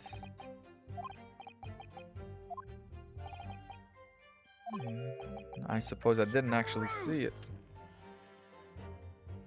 Hey, you got something to... Hey, man. Holy shit, he's really fucking bending it. Excuse me. Excuse me. Excuse me. Excuse me. You have something to say about that, Mr. Fairplay? Now, you listen to me. I know what you're thinking. You didn't really see the exact moment the fellow was stabbed. What are the chances of that? Uh-huh.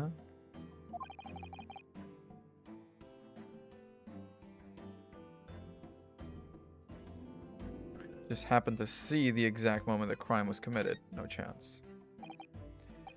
It's a little hard to believe, unless you spend your time peeping through a skylight up on the top of the omnibus.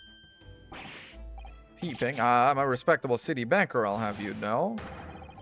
Remember it as clear as a Ballarat day. It's a grim scene, I don't mind telling you. What is a Ballarat day?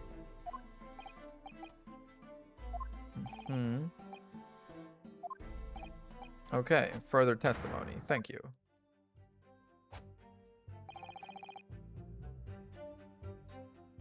Blood-soaked hands. Gloves. Objection! Finally an objection. Blood-soaked hands. I admit it's soaked, might be laying a little thick, but... Anyway, there was definitely blood all over them. Both of them were covered in it. I'm very sorry to disagree, Mr. Fairplay. That's more than a little peculiar. Here are the gloves worn by the defendant. Mr. McGilded on the night in question, indeed. It is really unfortunate how my camera does kind of cover the evidence when it's presented, isn't it? Does appear to be a sizable dark color stain. It is not covering both hands. Dude! He double-handing it. My God, Fairplay. My God. Testimony is inconsistent.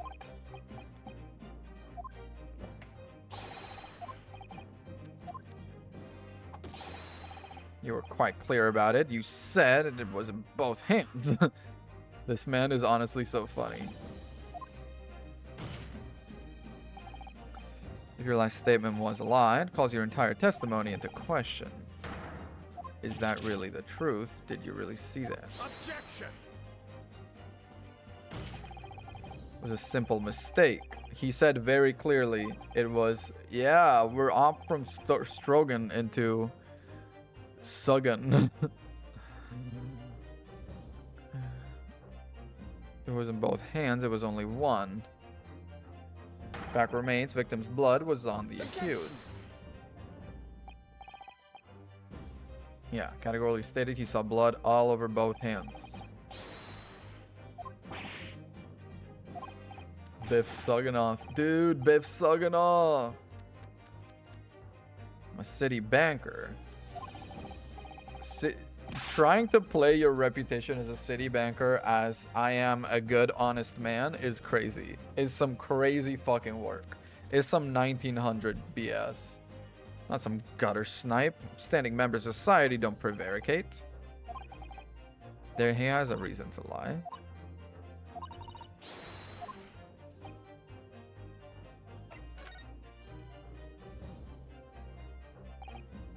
My lord, the defense is ready to present evidence. Evidence that will clearly demonstrate why Mr. Fairplay had reason to lie in his testimony.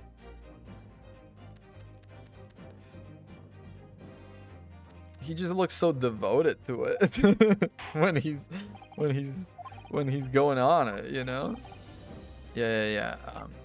Bruce Fairplay has to repay his loan, but it wouldn't have to happen if the guy goes away and is killed. This is a letter that lists the debtors who owe money to Mr. McGilded. The point is, among the names of his debtors is your name, Mr. Bruce Fairplay. Currently indebted financially to the accused. Oh, well, it's barely worth of being called a debt. It's 20 guineas. Not an inconsiderable sum of money, wouldn't you say? Oh, well, what of it? Suppose Mr. McGilded were to be found guilty of murder. What would become of your debt in that case? Loan agreement is forged between two individual parties, so yeah. If he were to die, everything would leave. Is it not the case? You claimed in your testimony you've seen something you never saw, so he would no longer have to pay back the debt.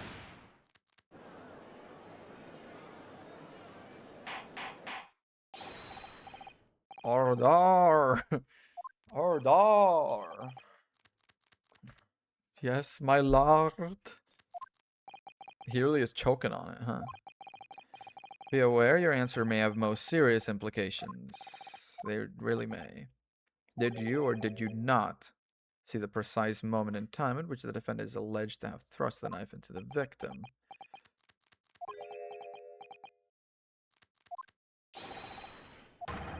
You did not tell the truth.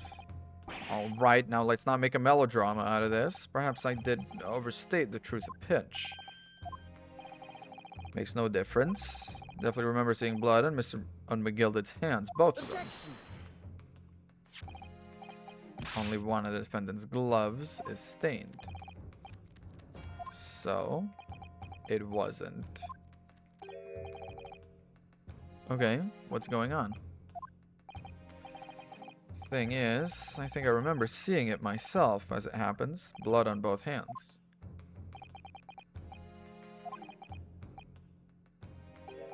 Well, we're sure it was on both of his hands, not just one.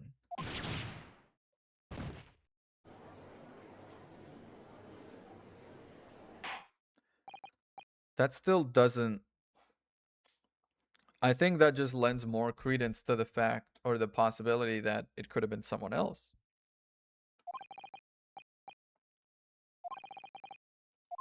Everything exactly that you did see. Thank you.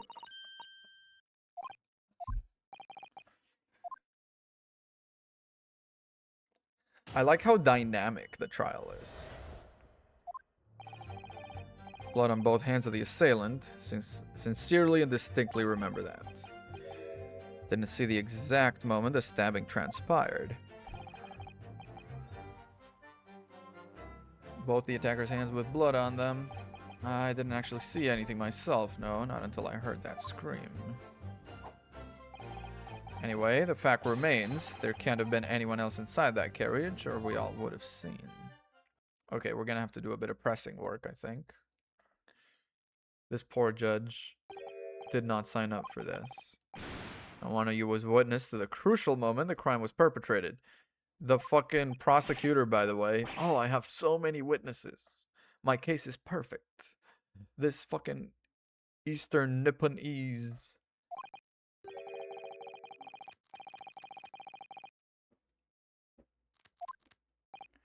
Continuing case 4 of this game? Hell yeah. You gotta go quick with it. I'm gonna catch up with you. I'm on case 3 right now. It's not what testimony is about. Okay, let us examine the interior. Clearly visible on the seat, which means he must have died on the seat, no?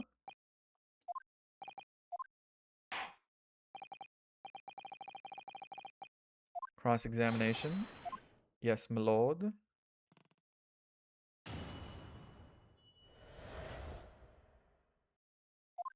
I'm into it. I'm into it. Okay, both hands, sincerely and distinctly. Let's start pressing. Let's start pressing.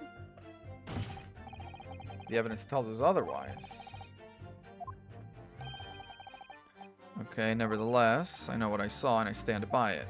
Had blood on both hands. Which means it must be what he saw. One hand or two. No, that's pretty fucking important, actually. Victim's blood dripped guiltily for... Yeah, that fucking means not a thing. That does matter, I would say. Don't try to downplay this. Yeah, thank you. Whether or not you saw the exact moment of the crime is a matter of fundamental importance. Yeah. We all know no one else could have possibly done it.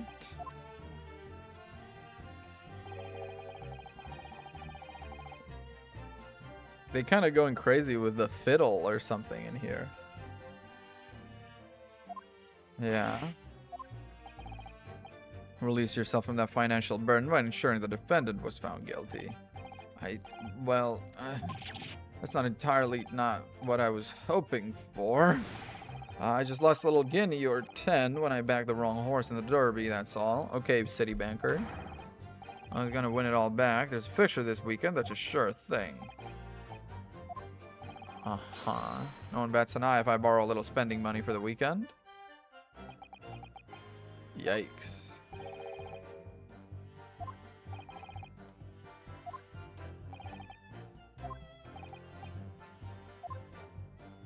He is not on trial for this, but he should. Both hands with blood, also. I mean, I know what you're gonna say. Only one of the gloves had signs on it. Yeah. As far as I remember, when I looked down and saw, I don't believe he was wearing any gloves. Saw the blood on both his bare hands quite clearly.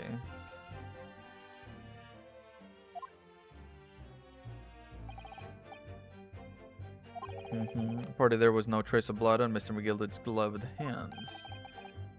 So his hands inside the gloves had no blood. Okay. Okay, not until I heard that scream.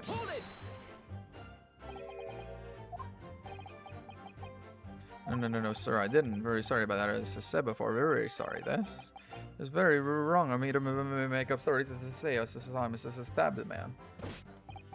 Wouldn't you agree, sir? I know what you're insinuating. I certainly wasn't making up stories. You kind of were. I saw nothing at all. Must have enjoyed a good view of London streets, right?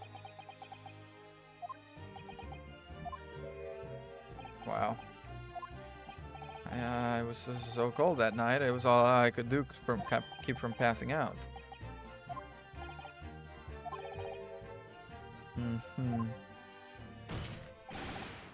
You are a disgrace, Beppo.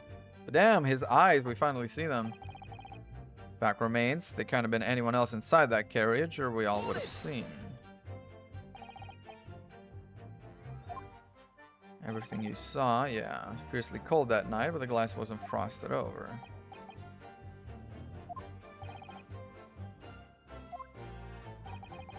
I don't know about this young fellow, but I couldn't enter the cabin. It was locked from the inside. I tried knocking, but no one opened the door. That's pretty relevant. The public bus service, for pity's sake. Yeah, I had exactly the same experience. Climb up to the roof deck and look down longingly into the warm cabin below. If there was anyone else at all in that cabin, I would have noticed. So the guy inside sent you away. They might not have been able to see everything.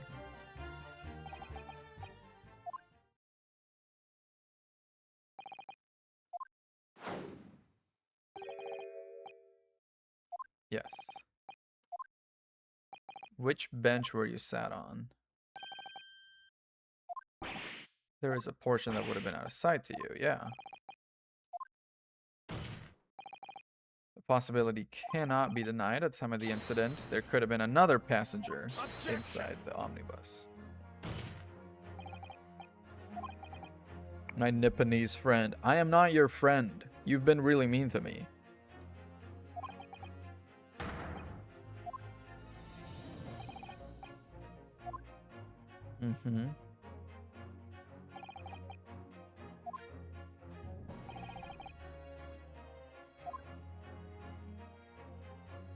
In this seat, right? If you're looking down from here to here, you can only see these seats. So these seats you can't see. Take that!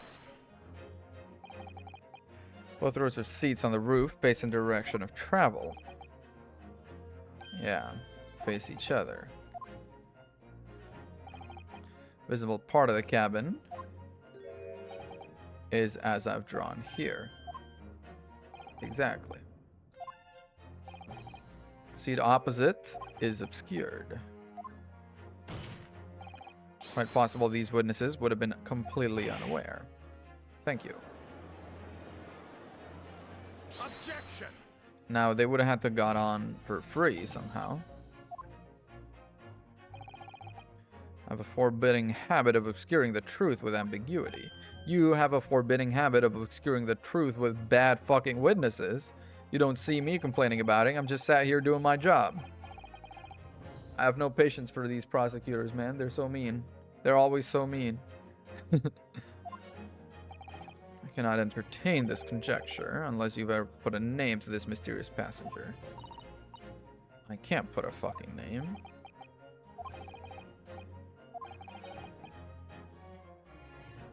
I have no idea. There's no way I could know.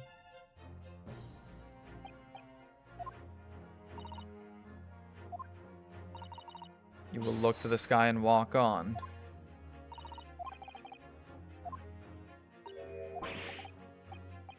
I'll go on. I would like to put forward a name. Uh-huh.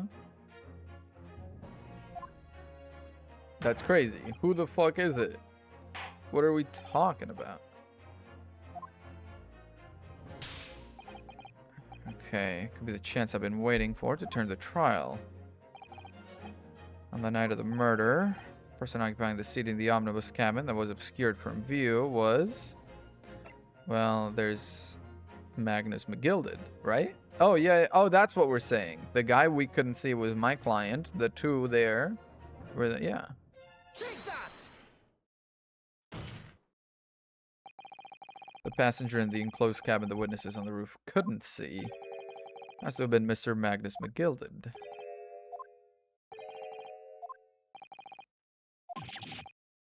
Exactly. Objection! Damn. I desecrate this chamber by smashing my hallowed chalice. Do forgive the discourtesy. Do you want to maybe stop doing that? He's a belligerent drunk. Holy. Send him home. People talk of those tiny island nations in the Far East as having a learning and culture of their own. See, they use the terms ill-advisedly. Okay, fuck you. Let me explain in terms even a student of an artless backwater such as yourself might understand. Okay, fuck you again. Victim and assailant were sitting side by side. Exactly. Objection!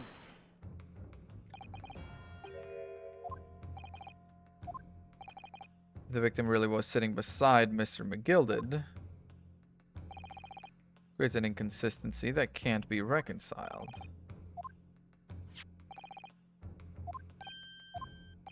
Yeah. He's a very nasty boy. He is quite nasty. But I bet you're into him anyway, you little freak. There was blood on both hands of the person sitting next to the victim.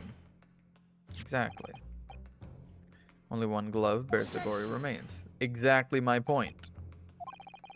Even in the face of this irrefutable evidence, both witnesses maintain both hands were bloody. Slander. Okay, so you're not into him.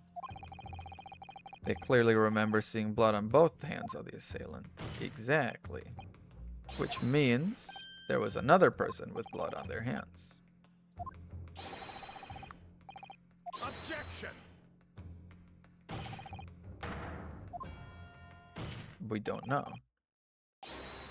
Oh, I mean the true culprit, but we don't know whom.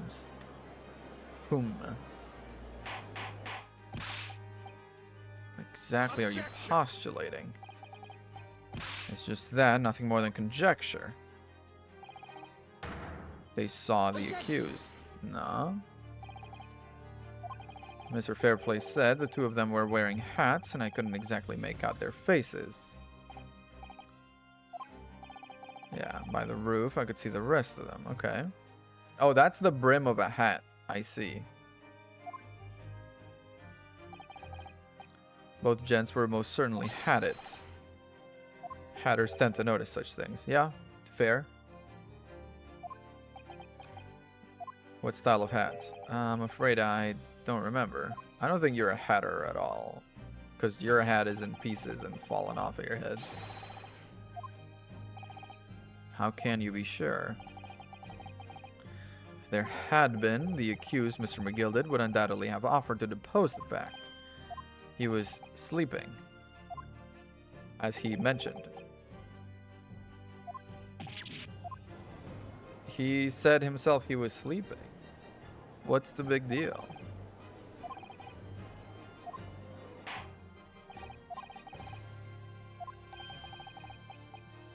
Have Mr. McGilded testify. Why not? Because it's gonna be... yeah. What if there's some reason why he's unable to speak freely? There's no uneducated ruffian. If it indeed turns out the man has been withholding information, you can be sure it will have been a most deliberate act. Yeah, of course. If the prosecution doesn't want us to, then it's gotta happen. It's the way it works. The defense would like to call Mr. McGilded to the stand.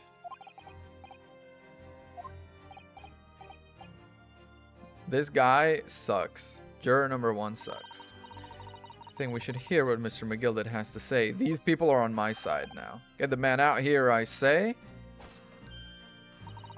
It would be utterly illogical not to hear his testimony. Thank you, number 4. Something needs doing, get it done. Thank you. Hearing what the patron of my favorite little park has to say. Oh yes, that would be lovely. Dude. Why is this guy so... this guy's the guy that did it. This guy's the guy that did it. For sure.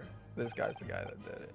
He's also short, or he appears to be short from his stature, sort of his general build. I guess that other guy, Coachman guy, is also similar that way.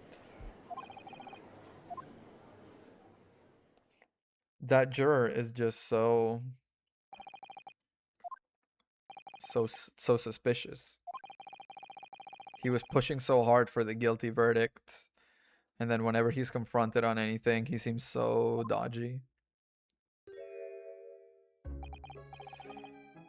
To be sure, I have, my lord. Now, 2 matters on which the court desires to hear from you. Whether or not there was a third party with you in the omnibus cabin as proposed by the defense. If such a person was indeed present, why did you conceal that fact? Begad, no, it is not in my nature to hide anything at all.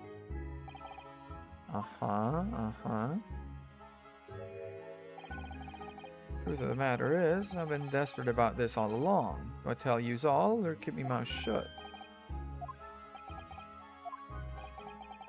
Fine fellow representing me is absolutely right. In the carriage on the night of myself and the other man, there was another passenger. Okay. That's nice and easy. Aye, it was me who helped the little urchin get away after it all happened. Why did you do that? I'm truly sorry, so I am, Lord Van Zeeks. So you be wanting to know why I said nothing when I was taken in by the police. I do be having a very good reason, I assure you. Little child was just in the wrong place in the wrong time, not in any way involved, you see. It was a child. If the police had known the wee one was there, they'd have assumed she'd done it. They'd have hauled her into this here courtroom just like myself. I was only trying to spare her that. Young hearts and young minds are easily damaged, my lord.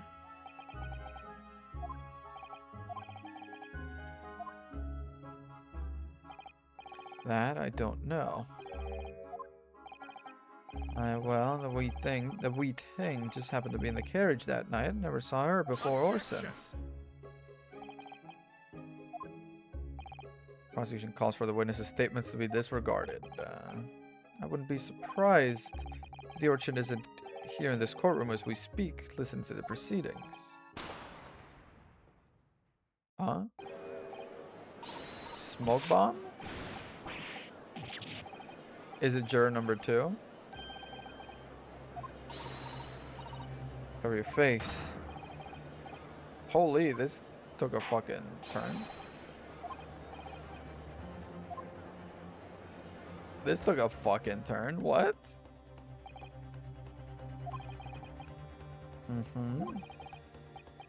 No idea what was happening. All we knew was for the time being, the trial was suspended.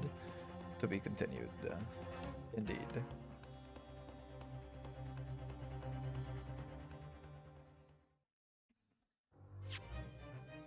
Save?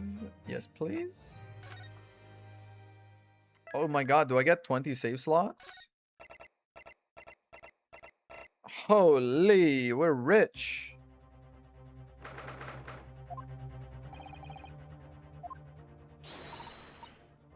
Okay, what did happen? It was an advanced form of smoke grenade, a type of exploding device that releases smoke. Just making sure everything is safe. Okay. Little kid, young girl of around 15. Another young girl of around 15? What is it with 15-year-old girls? The other passenger. If it's the ballerina again, we're gonna have words. What's become of Mr. McGill did? To the prosecutor. Why does he have to go to the prosecutor before talking to me? What was she even doing here at the trial?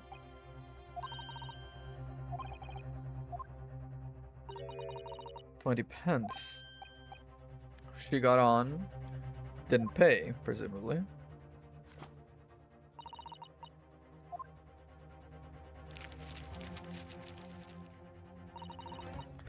Yeah, fare of 5 pence each. 20 pence exactly. When did the fifth passenger get on, and why didn't she pay, and why did the coachman not know about it? Too sleepy to continue. Good luck. Thank you very much, and have sweet dreams. Trial will recommence in 5 minutes. Thank you, officer. Yep. Talk to the young girl and see what's going on.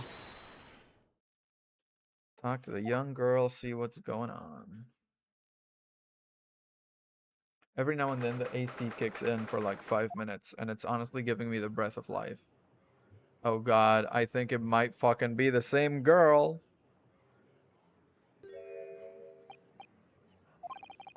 Must have been the one who caused the disturbance before.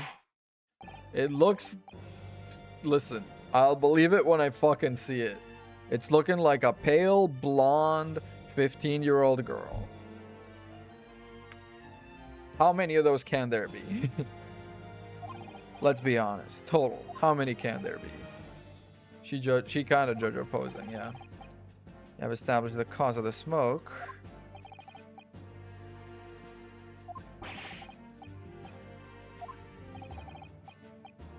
Young girl to cloak her escape from the public gallery, but she was caught.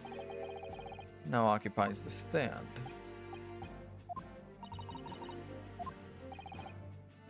Are you responsible for the smoke grenade?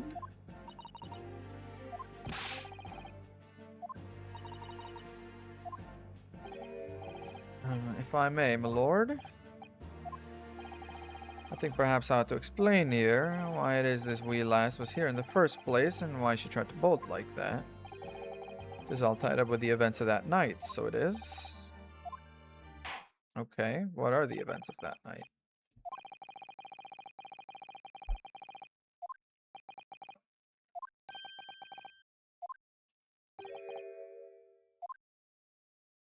Are these all just rehashed Sherlock Holmes case? Like, if I had read Sherlock Holmes, would this be very easy for me? I took the back seat in the omnibus and promptly nodded off. Then, begorra, a loud thud and a wee scream woke me up with a fair start. There was a fella collapsed on the floor at me feet, so I sat him up on the seat across from me. Then I turned to find out where that scream had come from, and bless my soul, what did I find? There's a child in there, all curled up in a ball, hiding her wee self away. Okay.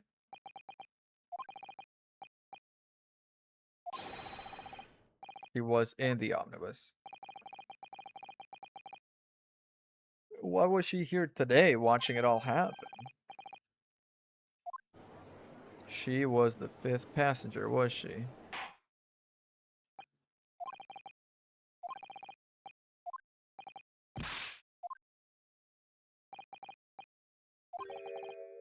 No idea where to start, but we'll just start pressing and get more information. We just gotta get more juice out of him. We just gotta juice him, that's all. We just gotta milk him. Defendant milk. Oh my god, yes, like in investigations. And in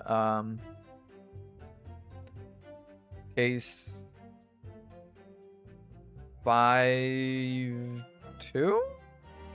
I think it's 5-2, the one at the school, right? No.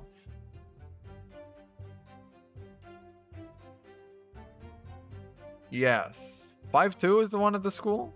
Which is the one at the school? Hold it!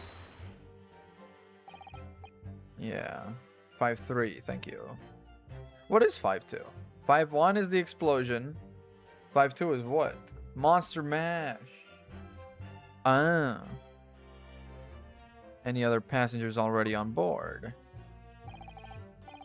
Or not, the cabin was empty and there was no one on the roof deck either. He was there first. Is the most comfortable. By all means. Okay. I'm talking about the seat opposite, the one in which the poor gentleman who was stabbed was sitting. Yeah. I enjoyed gazing through the skylight from time to time. So he was sat in the back. A thud and a wee scream woke me up with a fair start. Hold it!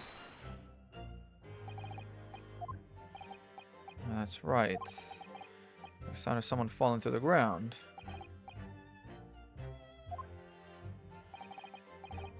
I remember I was asleep at the time. I wouldn't like to say.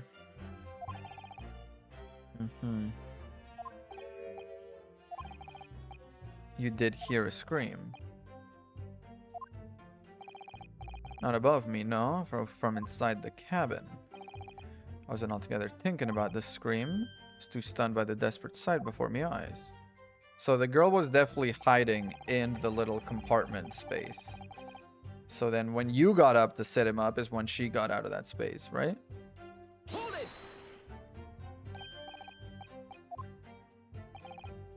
On the seat across from me, as I said, I could clearly see the poor devil was already gone. You wouldn't leave a dead man just lying on the floor now, would you? 'Tis common courtesy, so it is it? Ah, Lord Von Zeeks. Ada? He's hitting with a Ada. Ada, Lord Van Zeeks. What would that be? You to find a man lying dead at your feet in a carriage, and a normal person would hail the cabman. Well, now, as you know, I'm in something of a special line of business. Unfortunately, my lord, not everyone is thankful for the help I offer them, and some would even see me dead. I do try, where at all possible, to avoid getting myself in a tangle of trouble. Heavens alive, no. I was always intended to report it, I was. Only I had a mind to find out the whys and wherefores first. There were some details I wanted to understand before anyone else got to meddle in. The scream.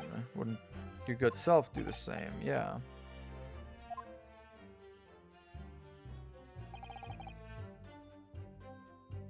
Hold it! You turned around, meaning it was behind you. Yeah, she was definitely hiding in that little space. This is a queer thing. The wee scream I heard came from, if you'll excuse the vulgar expression, under me backside. Yep, definitely. When I lifted the seat on which I'd been sitting, well, there's a wee cubby hole there for storage. And that's where... Yeah. We know it's there.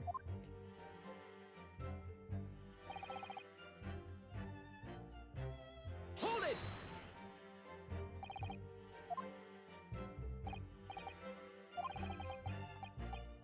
She was all curled up in a wee ball. When our eyes met, heart nearly stopped beating in my chest.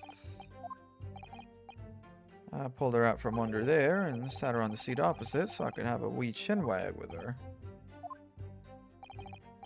Next to the dead gentleman. That's not very nice. Well, as I'm sure I mentioned, a gentleman in my position can all too often find himself in mortal danger. I needed to find out just who this urchin was, you see.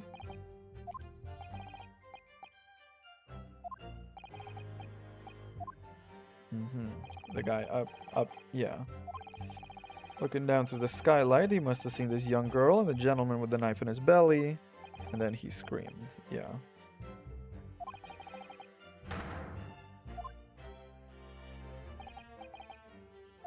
But it couldn't have been her. Because she was under his butt and she couldn't have gotten out until he got up. Readily confused, perhaps, with this young girl. After that, of course, with a scream from the gentleman over us, the driver realized something was wrong and pulled up the horses. And that's when you let her escape. Who is the girl? She hasn't said anything. Her name is Gina Lestrade. Lestrade! She's a chancer. And are crust among large crowds, relieving people of their purses. Commonly called a pickpocket. Lestrade? Is she gonna become Lestrade? But I feel like Lestrade is typically older than Sherlock. Or, yeah, Herlock in this case.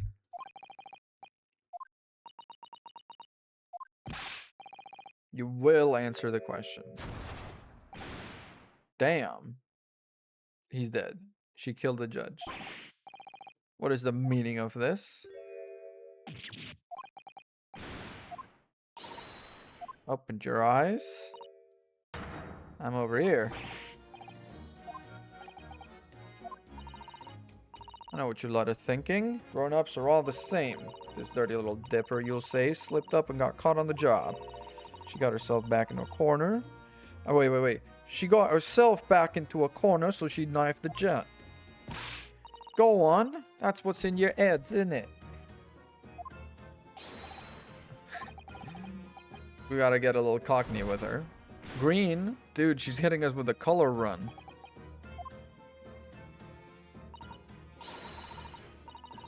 Look, knives are for cowards. Only thugs use weapons like that. All I need for what I do is these fingers. I'm a professional, alright. Maybe not in your eyes, but I got pride in what I do. Count smoke guns among weapons for thugs. Oh, this? Yeah, this was in a bag I lifted the other day. Oh, they keep the four-wheel drags. That looks like some Sherlock Holmes invention, if I've ever seen it. It's nice, isn't it? I like the pink best.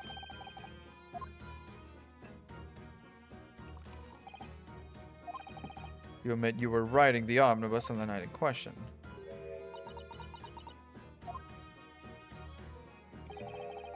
It's alright, lass. You can tell him the truth now.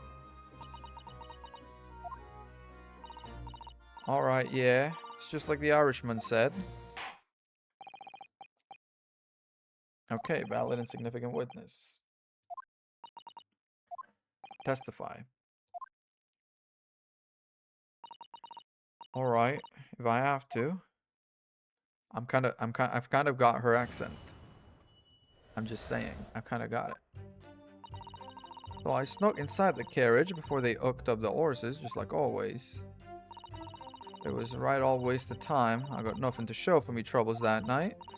Tell you can't see a blind thing in that hiding place. It's pitch in there. Then after a while, I hear this loud bang. Nearly jumped on me skin, I did, and the scream just came out. Because of that, this swell found me. He did help me get away, mind. I think it's weird. My client is... I have a hard time pinning him down morally. Because he has the Ebenezer Scrooge loaning with horrendous rates and getting people in trouble, but also he seems like a philanthropist, seems nice to kids. Really offered me money. I don't know if he's a good guy or a bad guy. His simplicity itself, my lord. At least you couldn't possibly have killed the other passenger. I knew that for a fact. Because she was, yeah, under your ass. The whole time. I was sitting right on top of the place where she was hiding herself.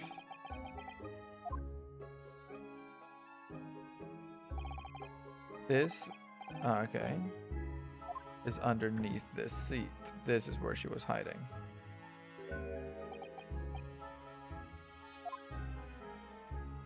But there is stuff in it. We last was stuck in there because I parked myself on the seat for her duration. That's why I let the last bolt.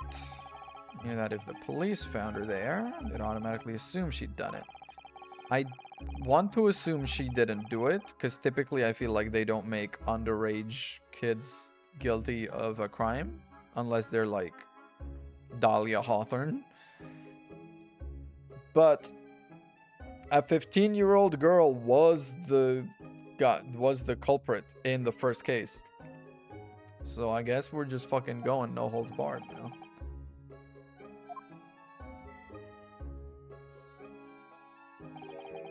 Not at all, my lord, not at all.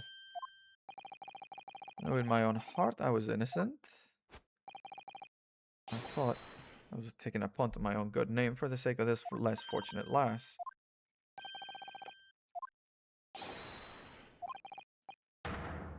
Possibly be guilty. Switching? Dude. We need one more switch. Calm, calculated reasoning. One arrives clearly at the truth every time. Okay, we're all at not guilty. Are we done?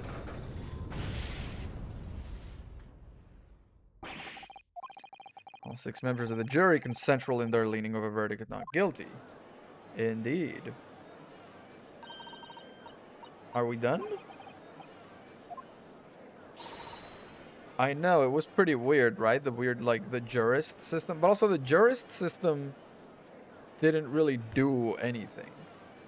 The jurist system wasn't... Yeah, but the jurist system in Ace Attorney 4 wasn't a thing, really. All it was at the end, so you could see, oh my god, let me roar. You know, like, that was it.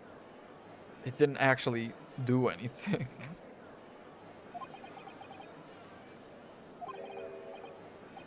Objection!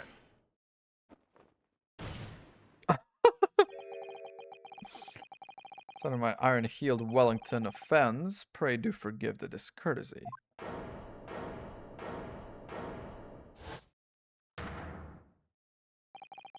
This really is a consummate example of the one monumental flaw in British judicial practices. Evidence and reasoning should be paramount, emotion rules the day.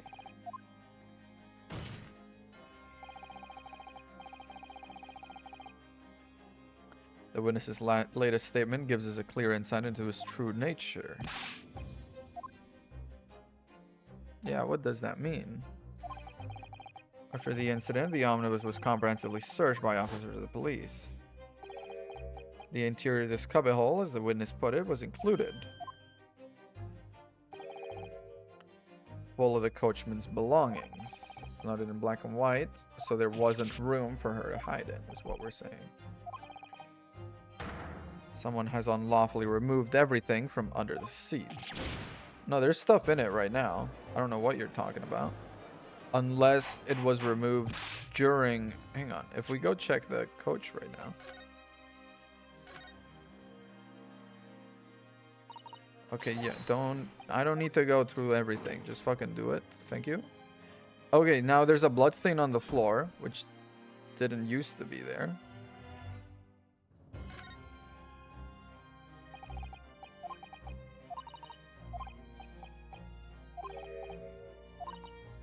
It didn't used to be there. We've checked it before. During the recess, someone tampered with shit. I bet this is empty now, too. Yep.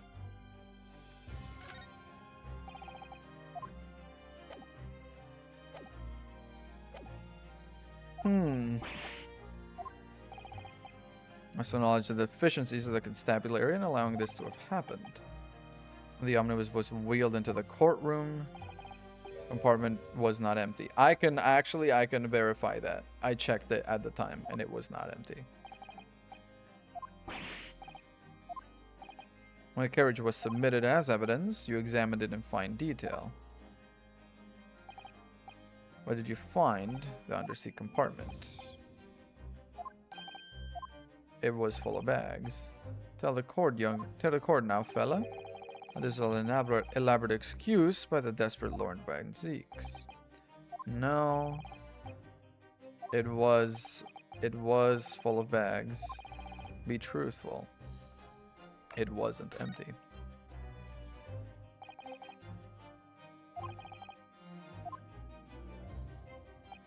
When I first examined the compartment, I'm fairly certain there were a number of articles inside it, yes. Be whist. What are you saying now, you daft daw? But you're on my side here. Yeah, but I'm on the side of the truth also. What game are you playing? Or would you say something to compromise his position? I'm not gonna build my claim of innocence on a shaky foundation of a lie. That's a way to end up with a guilty verdict. Thank you very much. As the advocate for the defense in this trial, I confess I'm still not entirely sure where I stand. Seems to me I should state what facts I do know as clearly and honestly as possible.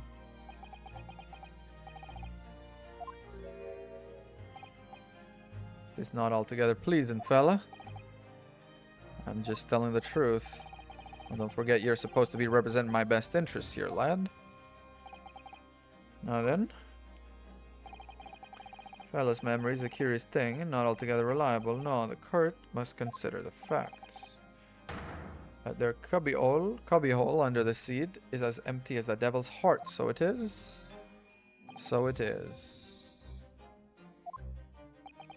I was not mistaken.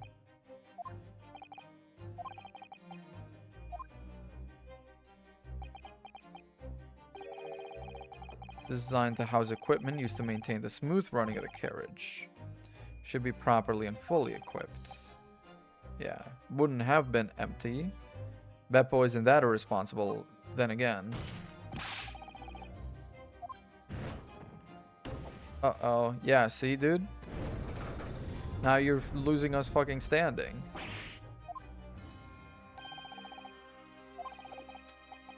Always stinkers, nothing but cowards, the lot of them. Am I gonna have to do another fucking one of these? Better not.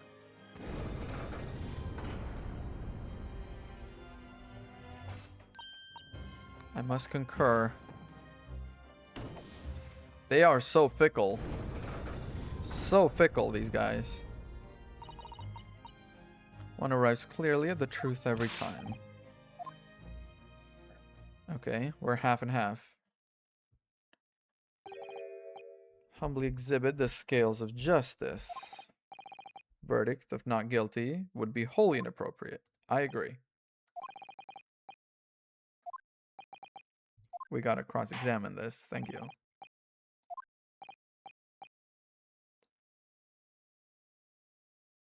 The hell?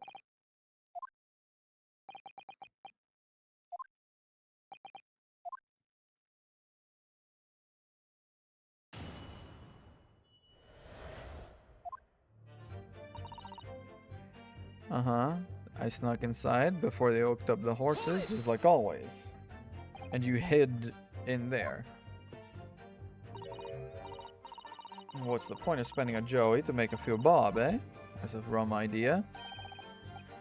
Uh-huh, uh-huh.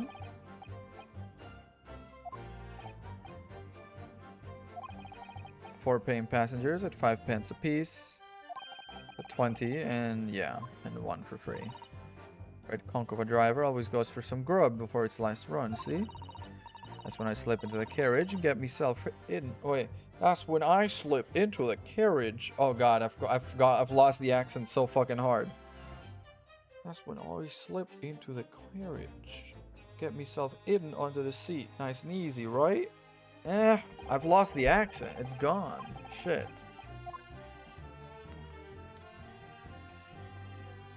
She's also fiddling around with a coin, which I wonder, did he give it to her just now to testify this way?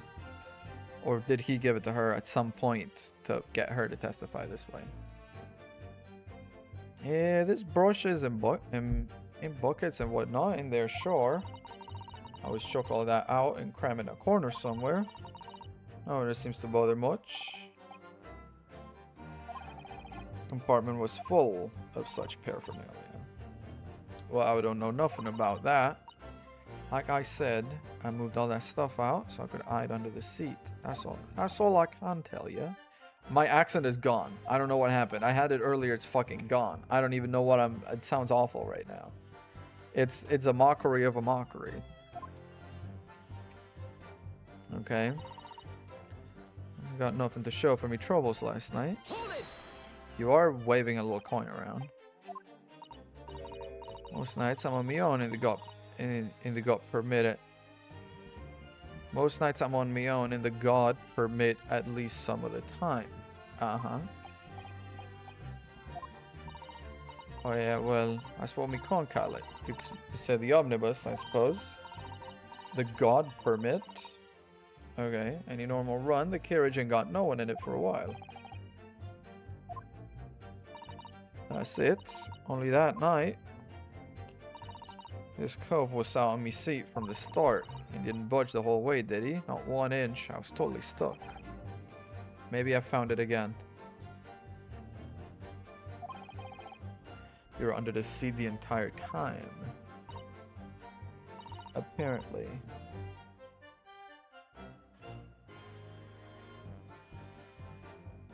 Whew. I just looked at my phone and the stream was frozen and I was like, oh no. But it was just because it's been a bit. Okay. I was as shocked as anyone. Don't expect to lift the cushion you've been sound on. Find a child now, do you? Not if she was in there. You can't see a blind thing in that hiding place. It's pitch in there. Uh-huh. Not a yacht. Most days I push the cushion up with me head and look out a crack. I have a butcher's who I'm gonna fiddle. I mean, I can have a look. See I get under it and as plush as the others. Passengers plant themselves opposite. I see.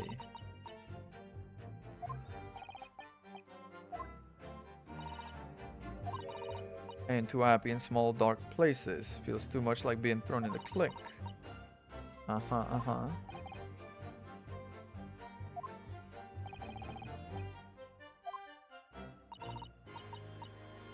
Mm-hmm. You were a bit scared. A little claustrophobia, sure.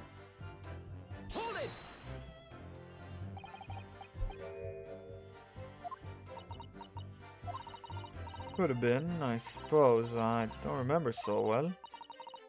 Point is, it made me jump. That's right. Then I felt a cushion over my head to get lighter all of a sudden.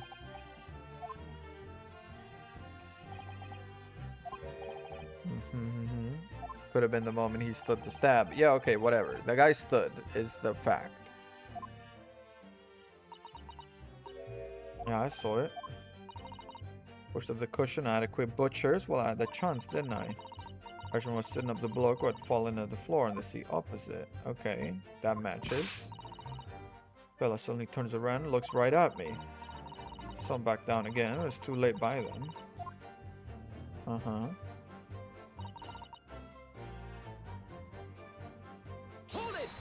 How did you get away? Just get stiff I was. He dragged me out and sat me down on the seat and all. The bloke had a knife in his guts. He was still bleeding. Carriage lurched a bit and he ended up falling onto me. But my hands got covered in blood. Made me feel sick as a dog. Uh-huh. He asked me some stuff, wanted to know me name and what I was up to and on that. Then I heard something.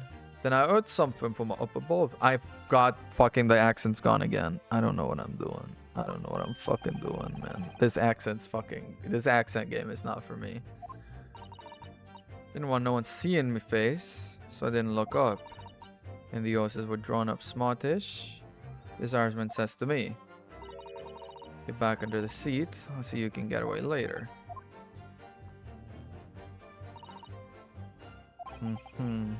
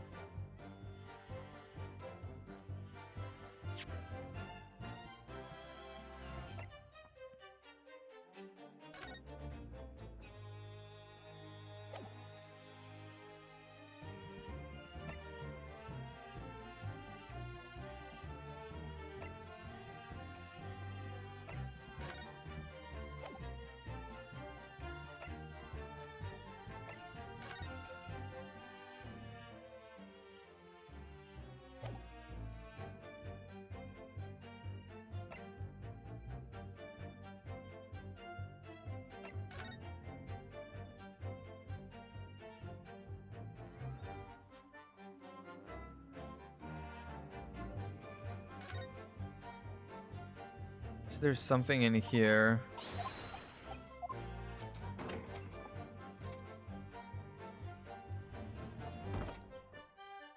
Because I clearly need to present. I've pressed everything and that wasn't it.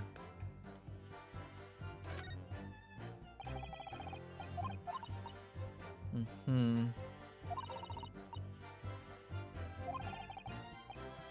Same problem. Women's clothes are very practical. They sure are. Can we open this?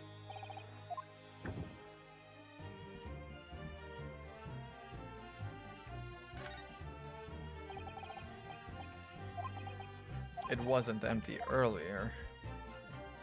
But how can I present the fact that it wasn't empty earlier? I don't think I can. Pretty sure the fact that it was empty or that it had stuff in it is, you know, it's not provable. So what the hell am I meant to do with that? Okay, so I'm supposed to present. Okay. Got nothing to show for my troubles. Can't see a blind thing in that hiding place. It's pitch in there.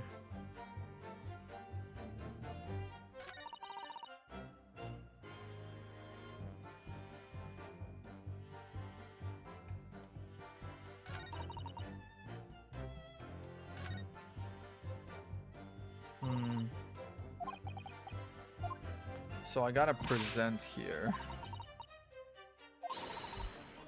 Find a conclusive piece of evidence.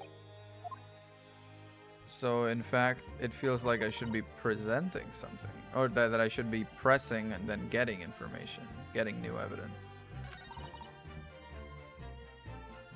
But I already pressed on literally every statement.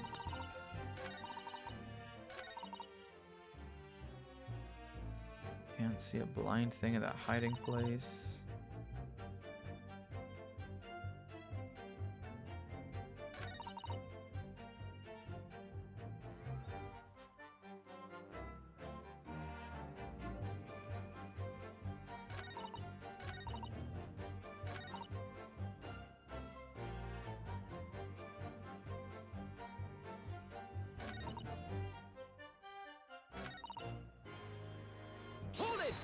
I didn't mean to press. Sorry. It's gonna take so long. Sorry.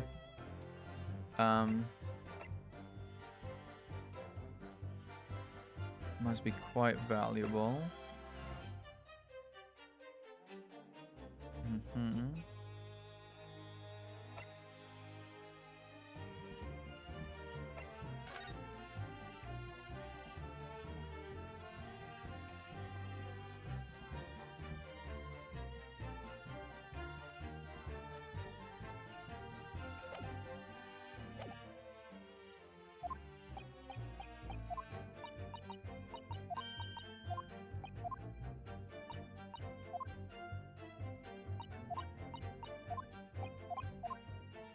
Every time I press, it takes so long. I'm sorry, I didn't mean to press.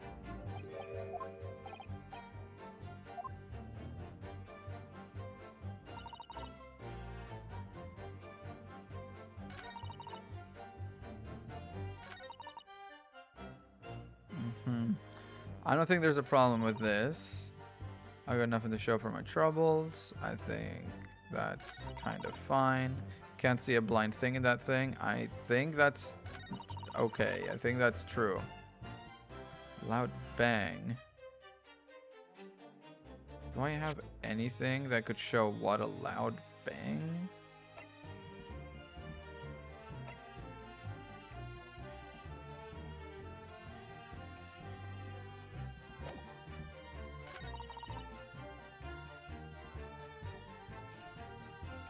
What the fuck?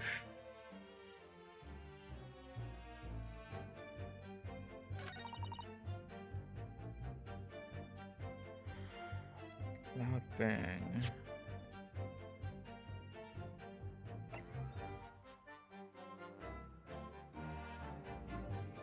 What the hell would make a loud bang?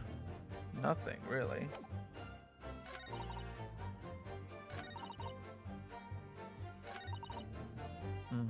Before they hooked up the horses. Right, I'll waste the time. Got nothing to show for my troubles.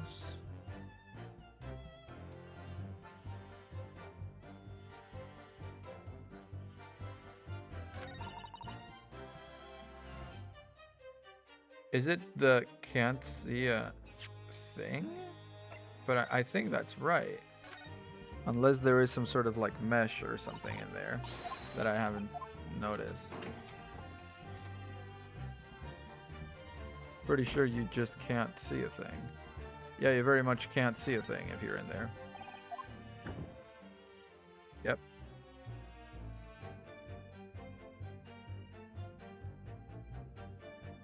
Very much cannot see a single thing. The blood on the floor is new. The blood on here was there.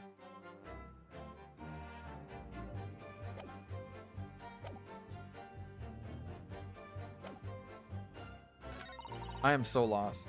None of this seems actionable is the problem. None of these seems like there's a problem in it. Snuck inside before they hooked up the horses.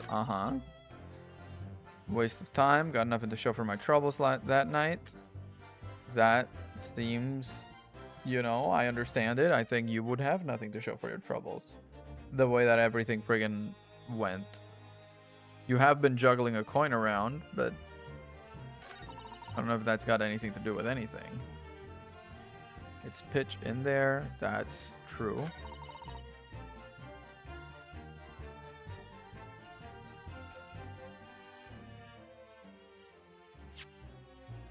Hear a loud bang.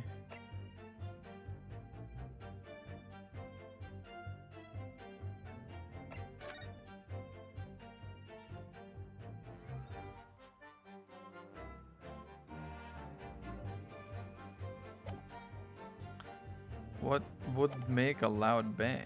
I don't think this would make a loud bang.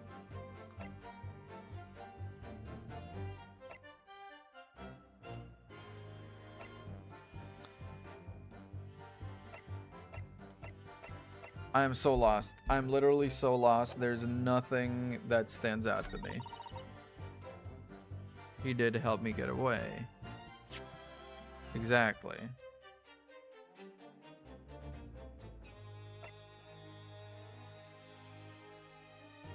Inside the carriage or on the roof.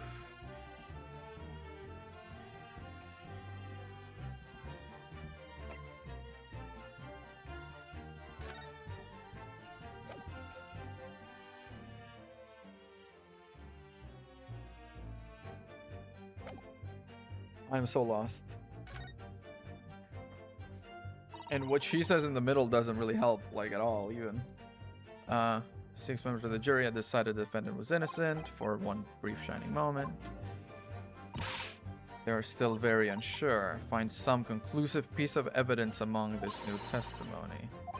Which, to me, feels like... Is there something that's like... I need to press again now that I've pressed other stuff and no other stuff? I'm just gonna do another round of pressing, I guess.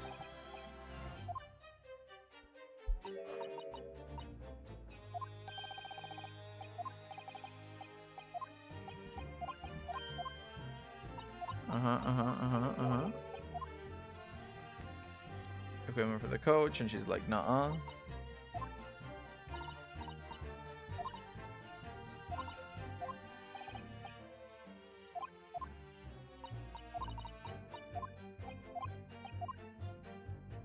End of this line.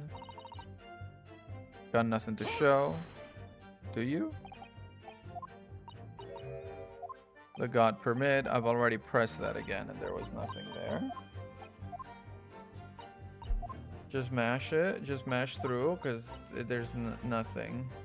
Oh, you can go through by scrolling. Oh my god. That's so fucking nice.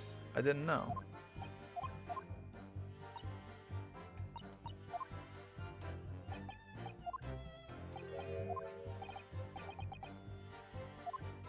Couldn't possibly be the culprit, supposedly. Hold it! Can't see a thing in there.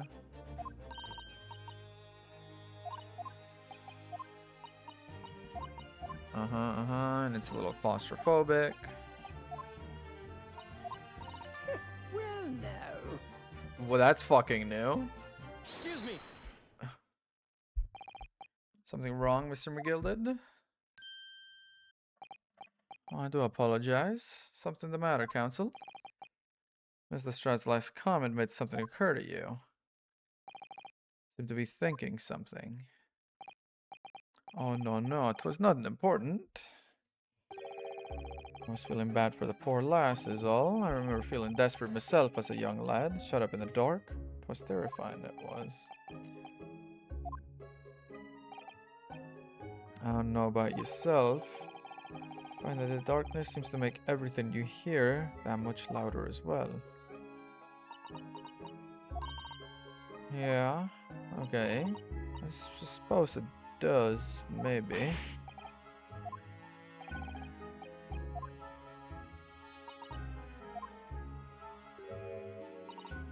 Not really. All I could hear was the Irishman snoring. Good jabbers, there's no need to tell the whole world of me foibles, you little scamp. Oh, that's pretty funny. He's honestly kind of just a nice guy, it seems like. Heard something, might have given us a vital new clue. It's profoundly important. She heard nothing.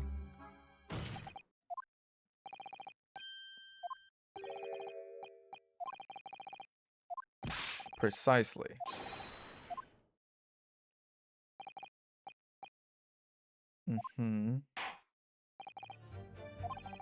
Supplement your formal testimony by repeating that last statement, please. Oh, supplement? What are you on about?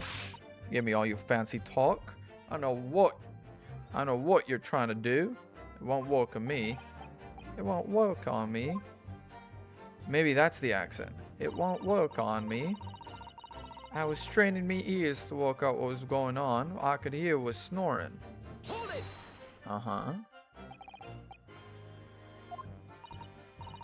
Not exactly, no. There was no one in the cabin to start with.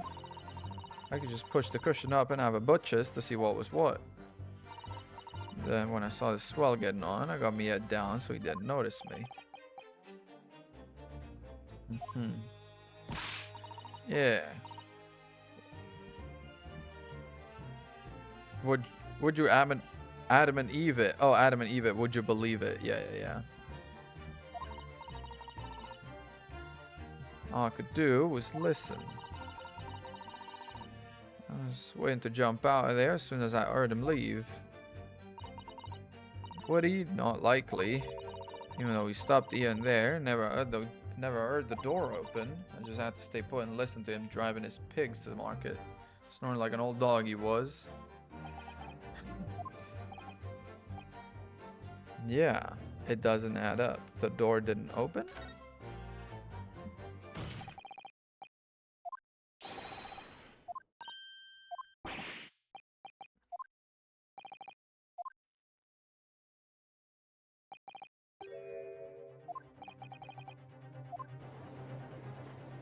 This courtroom is fucking pretty, man. It's fucking pretty.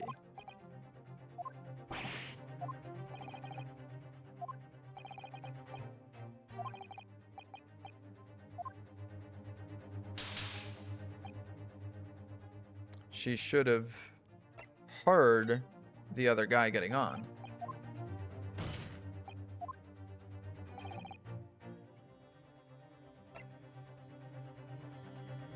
Take that!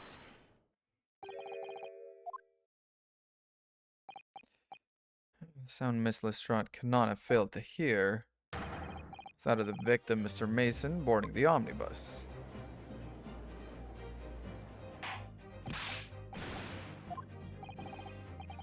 Allow me to confirm. You claimed earlier you were the first person on board the omnibus. Of course I was. I got on while the driver was in the pub, didn't I? Okay. Next person to board the omnibus was Mr. McGilded. Uh-huh. Alone in the enclosed cabin of the omnibus at that time. Yep. I saw him get on, remember? Yeah. He was on his own for sure. Okay, and then number of stops along the journey. You did not hear the door opening. I never heard it. Exactly what I was listening for, weren't it? Waiting for this swell to leave. When and how did the victim end up in the carriage? The victim collapsed inside the enclosed cabin of the omnibus. Therefore, Miss Lestrade's statement about what she did or did not hear is at odds with the facts. The guy could have been, because the skylight opens, the guy could have been stabbed up and then dropped into the inside. And the guy could have just thought that it wasn't possible. Like, the guy could have just thought there was no one in there because he couldn't see anyone in there.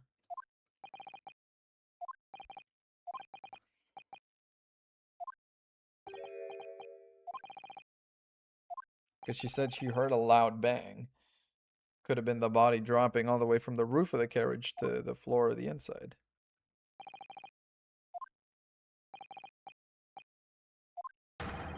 Entirely unreliable. Convenient untruths, nothing more.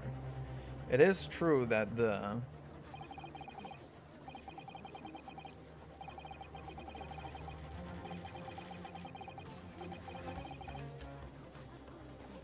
Oh god, don't fucking switch now on me. Girl, you gotta believe in the home team a little more.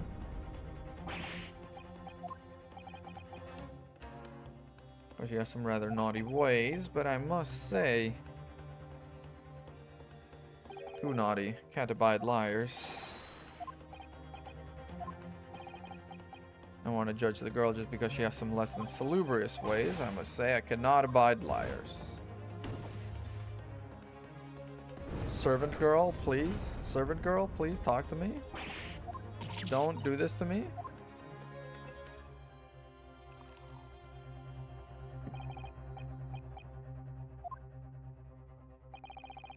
To the considerable troubles you have spared me. Because I made the case for you? Nuh-uh, don't even worry about that. We're still gonna send you away. We're still gonna win this. You useless Eastern Abadan. That's perfect.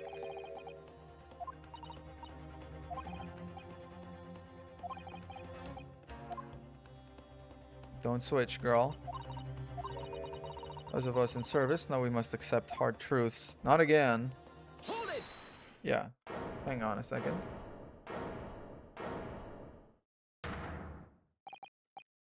Witness's last statement seems to have revealed a critical inconsistency. However, if we consider the possibility her statement is in fact the truth, it may shed an entirely new light on this whole case.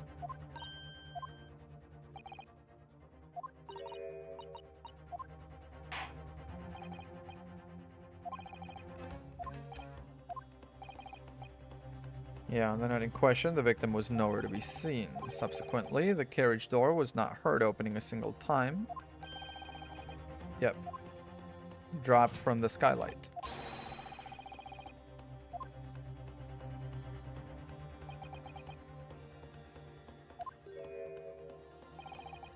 Only one way to explain how the victim came to be inside the carriage. there's another entrance. Or he was put there after he died. I mean, both. There's another entrance, though. Yeah, that was right. The only explanation, the victim entered the enclosed cabin some other way.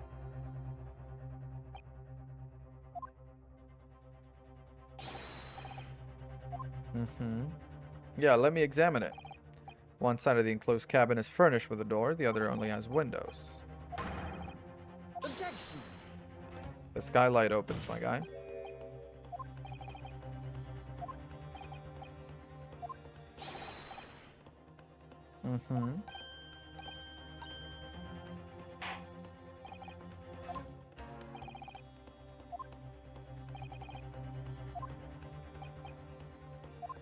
The skylight. Take that! The answer is obvious.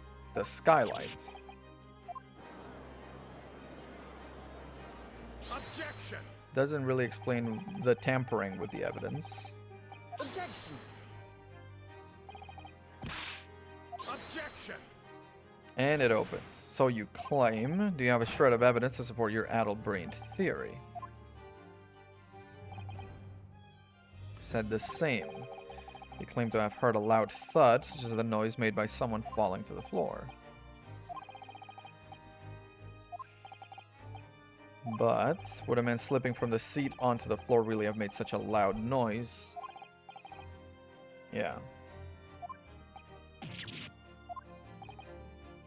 Perhaps, in fact, that was the moment that the victim made his entrance into the cabin. He fell into it, or in fact was dropped into it after being stabbed. How can you be so sure? Passengers on the roof deck would have seen it happen. Not one person made mention of such events in their testimony. They could have been in on it. Might a humble fella make a wee comment here? Okay, explain. To be sure now, the two fellas who were sat on the roof that testified afore said nothing of the victim falling through the skylight, but seems to me, my lord, that 'tis not so much a case of them not saying, but not seeing, being unable to say. I think perhaps the two fellas to be having something of a compelling reason not to mention what happened. Would yous not agree, fine ladies and gentlemen of the jury? Compelling reason?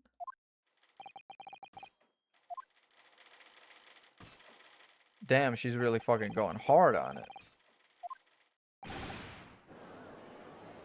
That's what he's suggesting, that the guys on the roof killed him, which is kind of what I thought.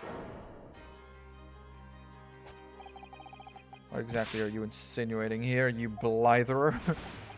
You rotter. He said, you rotter, what are you insinuating? Whoa, whoa. It's a really funny animation. Flaming outrage. I have a good mind to give you a blinker in a minute. I'll give you a shiner in a minute, he said, and so will I. They're effectively accusing me, a city gentleman and well-respected banker, and me, a very angry hatter. I love him. I love him doing the little trotting and jumping.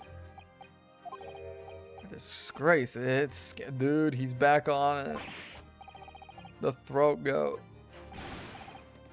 I protest, too, about you, you rotten scoundrel. I love his little face he's got when he does that. Ah. Bless you. Thank you.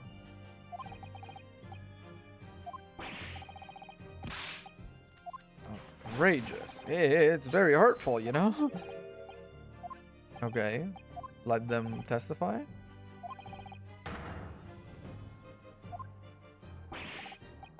I never intended to accuse them. The victim fell through the skylight from the roof deck of the omnibus. You have branded these gentlemen liars. You have intimated their criminal guilt.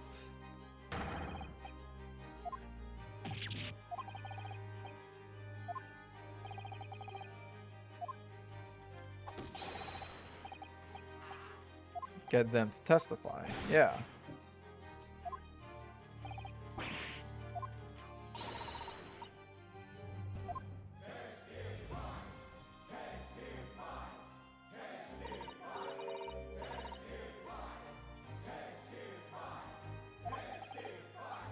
They're in complete frenzy, dude. They're bloodthirsty.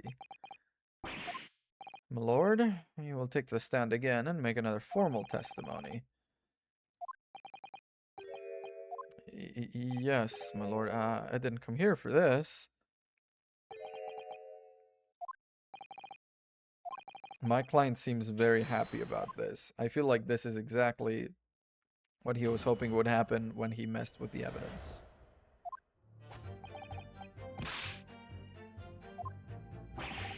Anything had happened while we were sitting, don't you think one or the other would have? Neither of us know the first thing about the victim. We had no reason to kill the man. Skylight was shut the entire time. We couldn't possibly have opened it. You could have opened it, though. The latch for it is outside. So I'm gonna be pressing on that.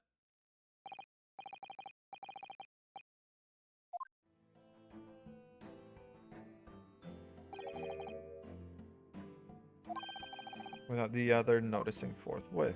Maybe they were both in on it. The argument falls down if the two of you are in collusion with one another. Exactly. Thank you.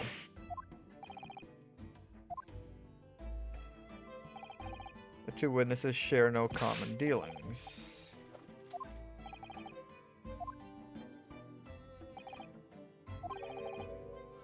Because it's going in our favor because of the tampered evidence that my client set up during that break. But yeah, they could have opened it from outside. The latch is outside, so I'm gonna focus on that.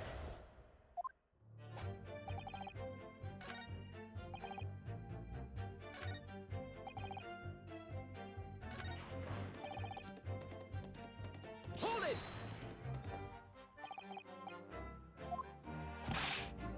I'll lose my block with you in a minute. He's gonna lose his rag with you in a minute. That's what he said. Take a look for yourself. Go on. Yeah, there's the latch. But there's the latch right there. Horse fella the size of Mr. Mason could likely break right through it still. We're not talking about breaking it though.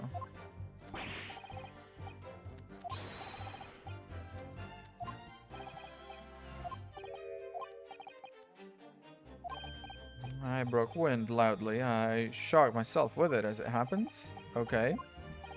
Oh, I just mean to say, well, the point is I tried to open the skylight. But just my luck, I couldn't make it budge. The stench was terrible. One as red as rouge I did. The point is, the skylight can't be opened. Wait, that ain't... But, yeah. Excuse me. Not from inside, but from outside you can.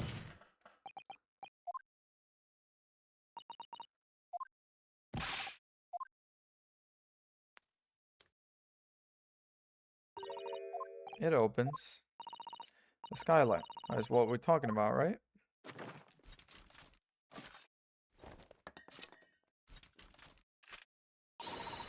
Oh, them skylights open dead easy. When I broke wind, I You can't do it from inside, you mug. A few weeks ago, I was up on the roof deck of one of them drags. Had a great haul. I mean, I had purses coming out my ears. Anyway, I had a bit of a scare. I lifted the last bloke's purse. He got wise to me. All four of them surrounded me. I couldn't hop off the bus and leg it. What I did was I used the skylight, opened the catch, and jumped right through.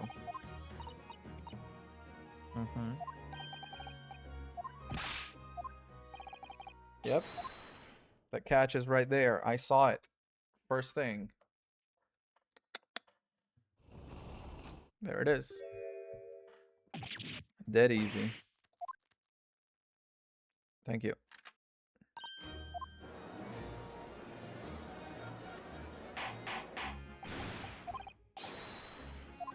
Hmm.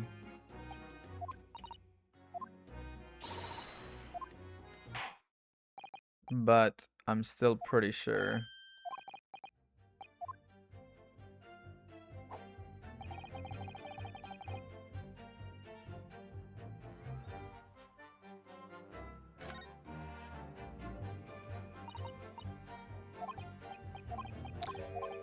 Is the thing where like, is that in my court record now?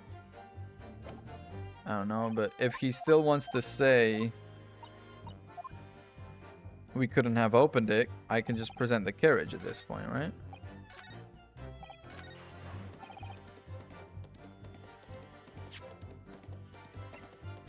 Objection! Apparently not it. What? We just went through the whole rigmarole about it.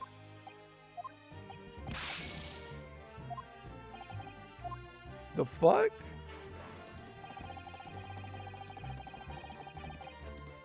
I have to examine it again? That's fucked up.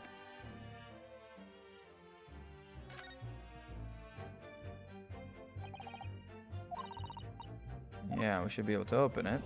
Okay.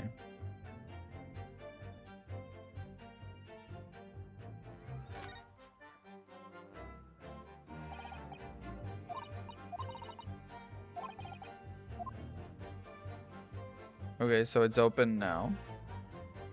What next?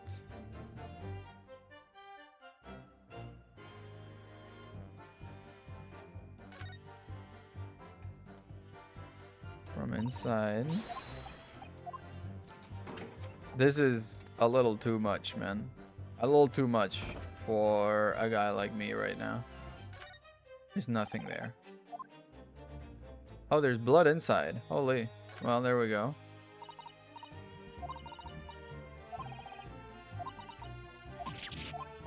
What is it? Look, just here. Look at this. That's blood.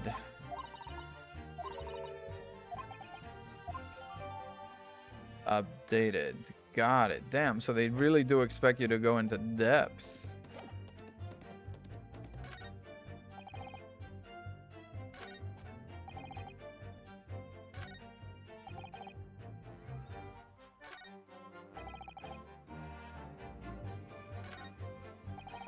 Uh-huh.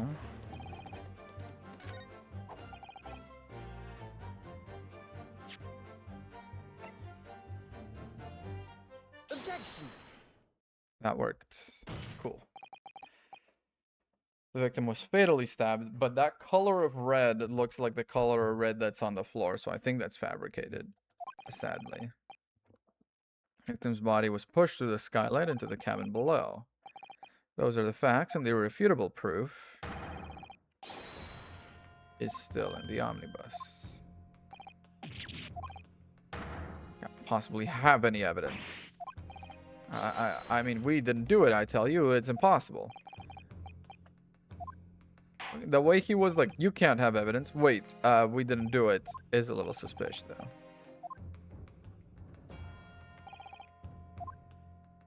Time to go in. Yum. Got it! Jupiter, is that blood? Sure is. Firstly, when the incident occurred, the skylight of the omnibus was open. Secondly, the victim was already bleeding when he fell through the opening. So it follows Mr. McGilded, who was inside the enclosed cabin, could not have done it. But I think he might have planted that evidence. If I'm being completely honest, I think he might have planted that evidence. But the blood could have sprayed up there when the fellow was stabbed inside the cabin.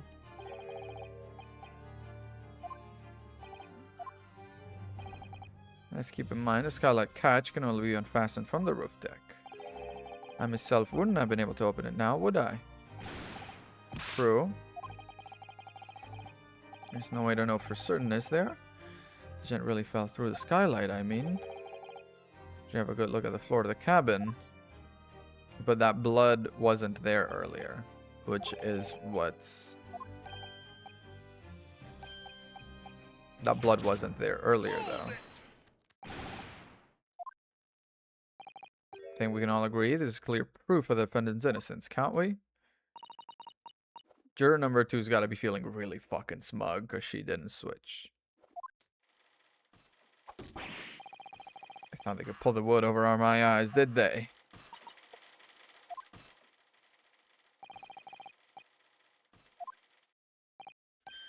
I always knew that nice gentleman who gave us that delightful park couldn't have done... This lady is bipolar.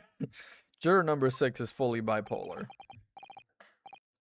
1, 2. Objection!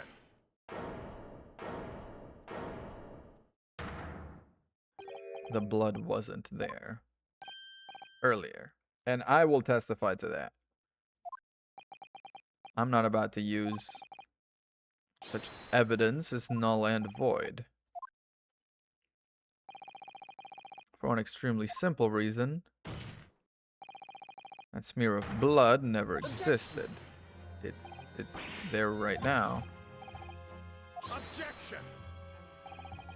Personally attended Scotland Yard's investigation of the omnibus. The officers involved went over the carriage with a fine-tooth comb. I can state with absolute surety no such smear of blood existed in the carriage.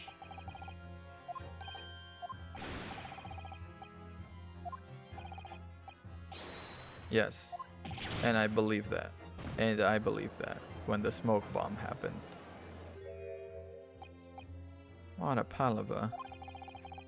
Must say I didn't expect such crude reasoning from a prosecutor of your standing, Lord Baxix. Yeah. Magnus McGilded, a fellow known all over the capital for his fine contributions to public life. I don't take kindly to slander, I'll fight it to the bitter end. Even if it's rolling off the tongue of the Reaper of the Bailey. Your first appearance in court as the accused, however, I'm well aware of your involvement behind the scenes in a great many affairs of dubious nature. Very adept when it comes to avoiding getting your own hands dirty. You adapt the facts.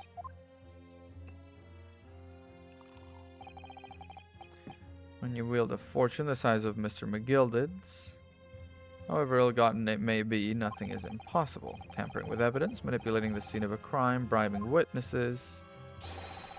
Toast to your ability to concoct the most convenient of stories, sir.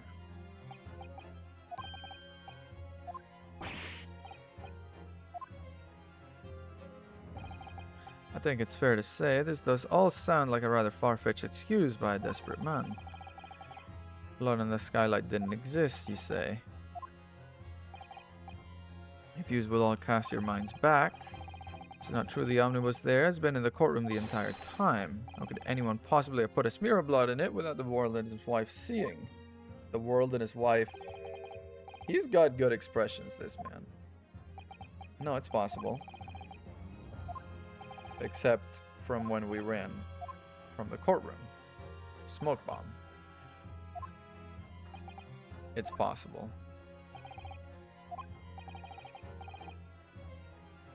It could have been possible.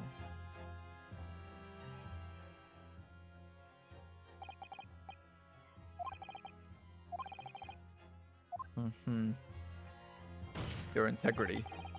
There's no evidence to suggest the defendant did as my learned friend suggests. However, in terms of having the opportunity to carry out the alleged tampering, there is one possibility. During the smoke bomb scare.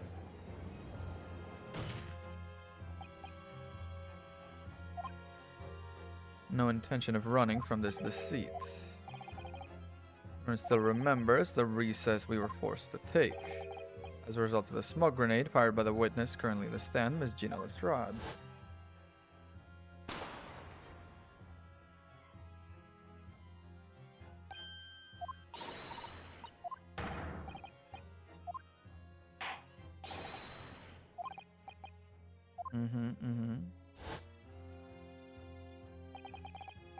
Room was filled with smoke. Everyone was thrown into confusion.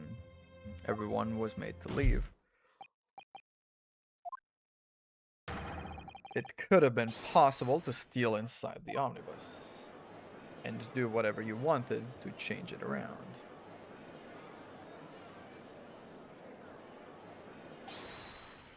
Are you wise? What are you trying to pull, you rotten, feckless gouger? You're supposed to be defending me. There's a wicked plot. There's a plot to undermine me, so it is. I'm just telling the truth. Was evacuated earlier. A number of inconsistencies materialized in relation to the omnibus. The bench, which was, yeah, originally full, but now is empty.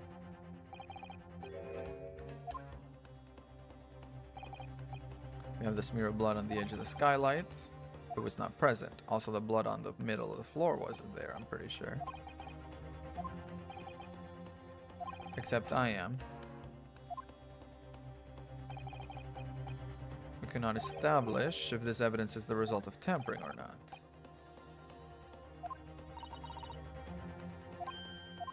Was there anyone who saw fit to verify some things? I have an inkling. There's one further inconsistency. Remark that Shirley could not have been present at the start of the trial. Objection! Huh. Could not have been present at the start of the trial.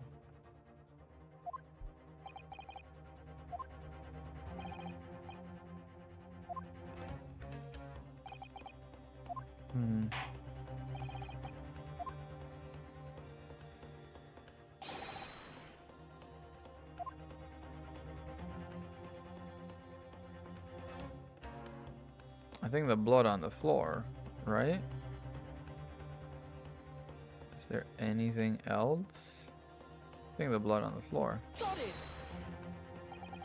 If you consider the victim fell through the skylight onto the floor of the cabin, you would certainly expect to find finds of blood where he landed. As far as I recall, this blood stain on the cabin floor was not there when the omnibus was first brought into the courtroom.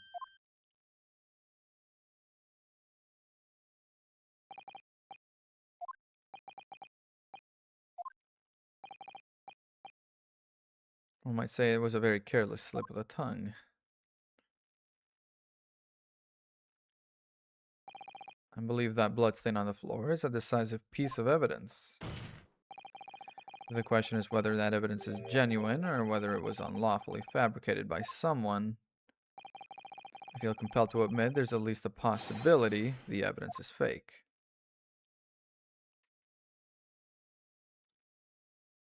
Thank you. I'm gonna push for a not guilty, but I'm not gonna do it from a position of falsified evidence. This trial is over. Done everything I possibly can to cooperate with the court, but it is all over now. You can't just call it over. It is over, I tell you. Memory, recollection, what people think they saw. It is all nonsense. Facts are what counts. Fact is that bloodstain is there now. That doesn't mean anything. That good-for-nothing Reaper of the Bailey has failed to present any decisive evidence at all. That's true. Scandalized so I am. I've thought better of Lord Van Zeeks. Well, my lord? Yeah. This moment in time, the particular bloodstain in question is very much in existence. Yeah. Lord Van Zeeks, what is your position? Has no further witnesses or evidence to present.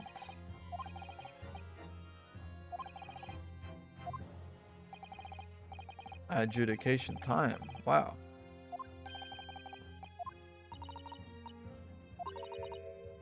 will be found not guilty. Yeah.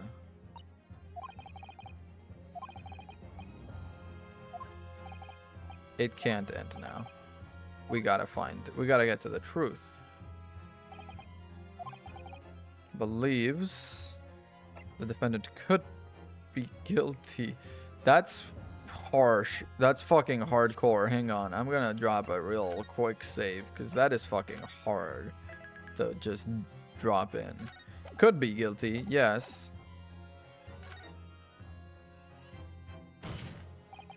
I'm here in this courtroom today to advocate for the defense of my client, Mr. McGilded. However, at this moment in time, I cannot call in all good conscience attest fully to the defendant's innocence.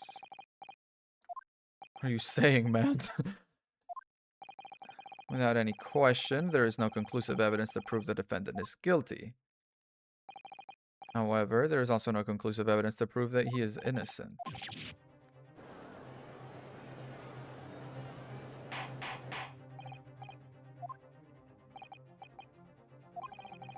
Defense lawyer calling the accused innocence into question. He truly is about to go insane. This is your Joker moment for sure. I must say, I didn't expect such an exciting spectacle at the end there. I have this for your troubles. Your job here is done, fella. Some fine work you've done, so you have? Am I fired? This just as the right honorable gentleman so succinctly put afore. Trial can't go on anymore. And your closing statement there was, how did he put it now? Nothing more than a formality.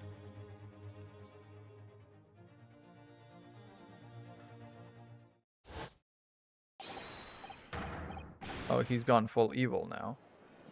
Okay, what the fuck? Why he gone full evil now? I really don't know what to make of this. Be fuming. Any unsightly rubbish should be disposed of promptly.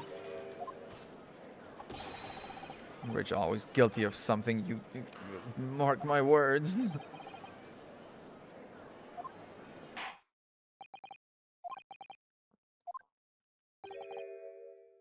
Premature end. Furthermore, court must accept the defendant's plea. Is that for real gonna be the end of it? That's kind of crazy.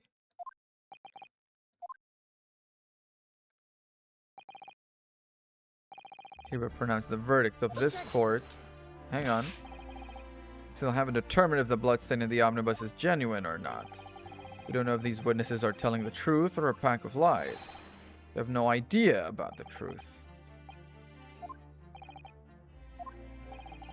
The case made by the prosecution was flawed, plain and simple. If indeed the omnibus presented as evidence was tampered with, the prosecution is at fault for allowing such a disgraceful perversion of justice. That is true. That is your evidence. You should have protected it. We were evacuated from the courtroom. Lord Van Zieks ordered the evidence to be secured.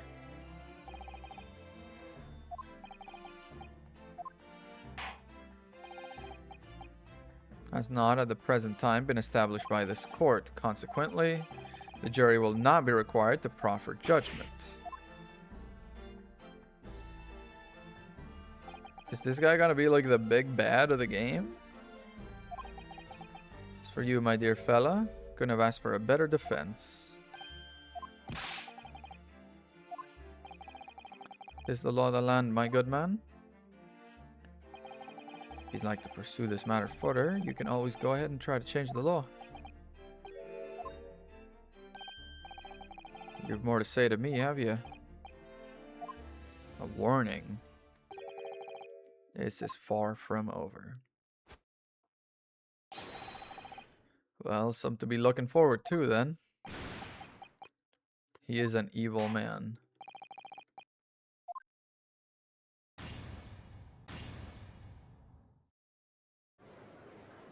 This is a very conflicting case. The fireworks and everything, but it feels bad. It feels unearned and empty. I don't like it.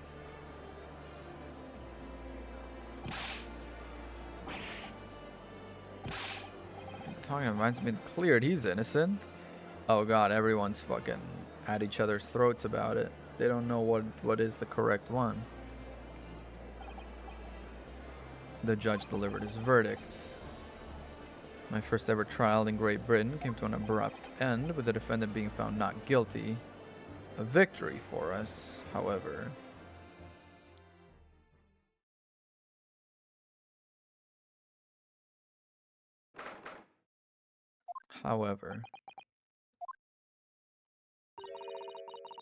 Certainly was a long trial. First ever trial on a foreign soil, your first victory. Wonderful performance, except, yeah. We're still completely in the dark about what actually happened. I mean, who was actually responsible for his death? We don't know that. Solely aim of the defense to obtain a verdict that exonerates the defendant. Supposedly, but... Aye, that you did? This guy wants to kill me dead.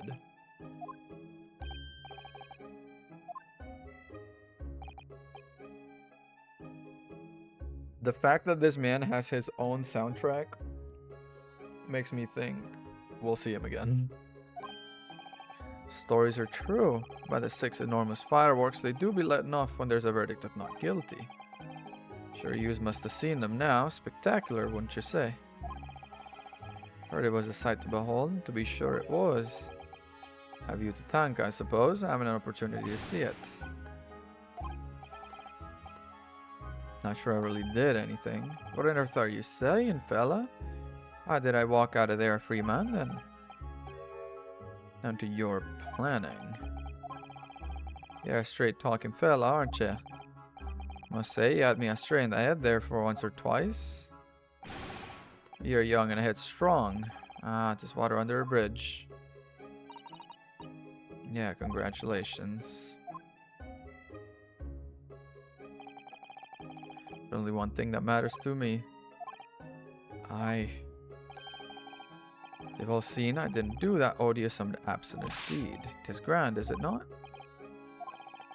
Now the fine fellows of Scotland Yard can take matters in hand and sort out any wee details. They'll see for what it was. They'll get to the truth.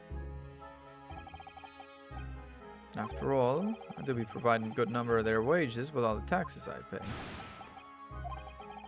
He's got them in his pocket, is what he's saying, not so subtly.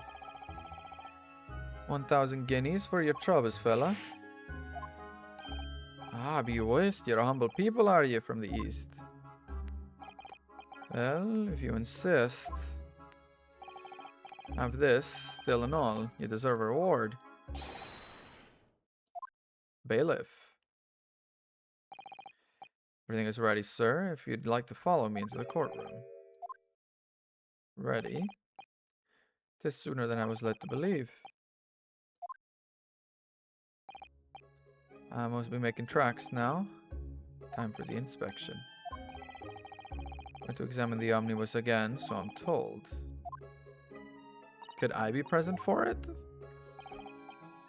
Under no obligation to take part in any more of this matter now, as an upstanding member of London society, I do be doing my best to help where I can. And fare thee well. It was an absolute pleasure meeting yous. Could we also be there for the omnibus? Or are we actually just done? Hey, girl.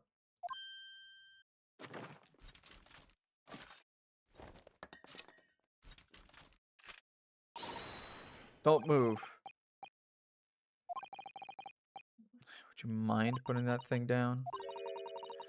You're grown up. Hey, I hate all grown-ups. Why do you hate all grown-ups? Oh my god. Naughty, naughty, you're running off like that. Taking that with you as well. I was looking forward to the trial run of my experimental smoke grenade launcher. You want to play? You won't beat me. This design is the same as the goggles that Herlock Sholmes wears. This girl is definitely providing him with the tech.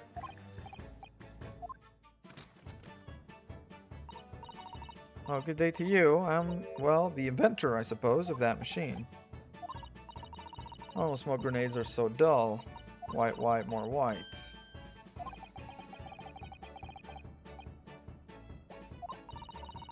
She took my ass off it for a moment while I was changing into a different omnibus, and she pinched it. I fit it with a telegraphic beacon. Anyway, you're coming with me now, back to my laboratory. What for? To apologize, of course, to my technician. You must say sorry when you've done something wrong. Surely an adult has told you that before. I don't listen to no adults. Come along then, follow me. Okay. I knew you'd want to do the right thing in the end. While, yeah, being threatened by that big bazooka.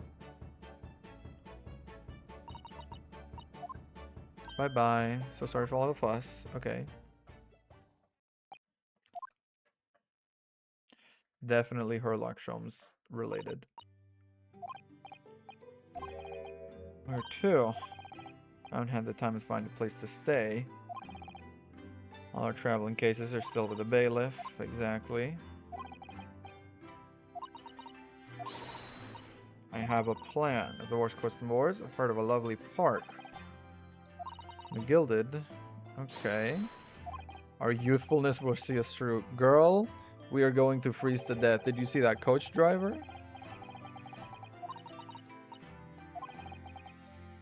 Aw.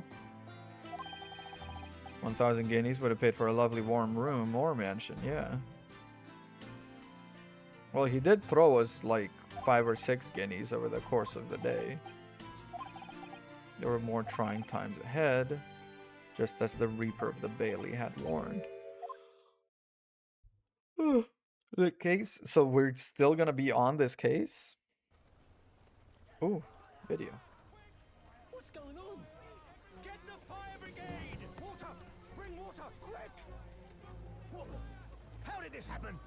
I don't know, sir. By the time I got here, it was already engulfed. No one was supposed to be allowed in here before we started investigating.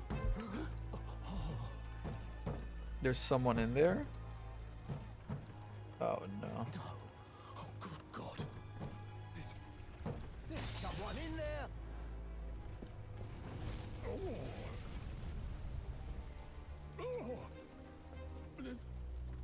This can't be. Such a rich voice on the judge. I did not appreciate this guy had a scar on his face. That did not come across at all in the 3D model, I gotta say. Well, that's the end of that case.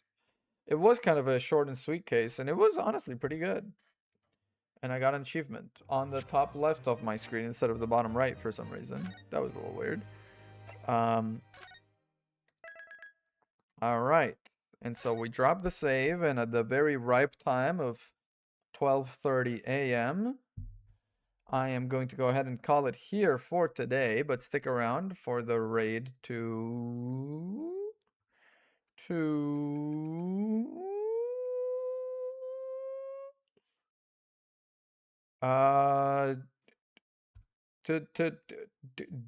Dies playing Rivals of Ether. Stick around and we're gonna raid out to them. We're gonna go live again tomorrow, though do not expect that I will finish a whole case tomorrow because I do have some work to be doing. But yeah, in the meantime, I've been Gallium GG. I'll see you tomorrow at around 6 p.m. Pacific. Maybe I'll start a little earlier so I don't finish quite so late as today. But I do have stuff to do during the day, so we will see. You'll see the notification when it happens. Yeah, thank you very much, and bye-bye.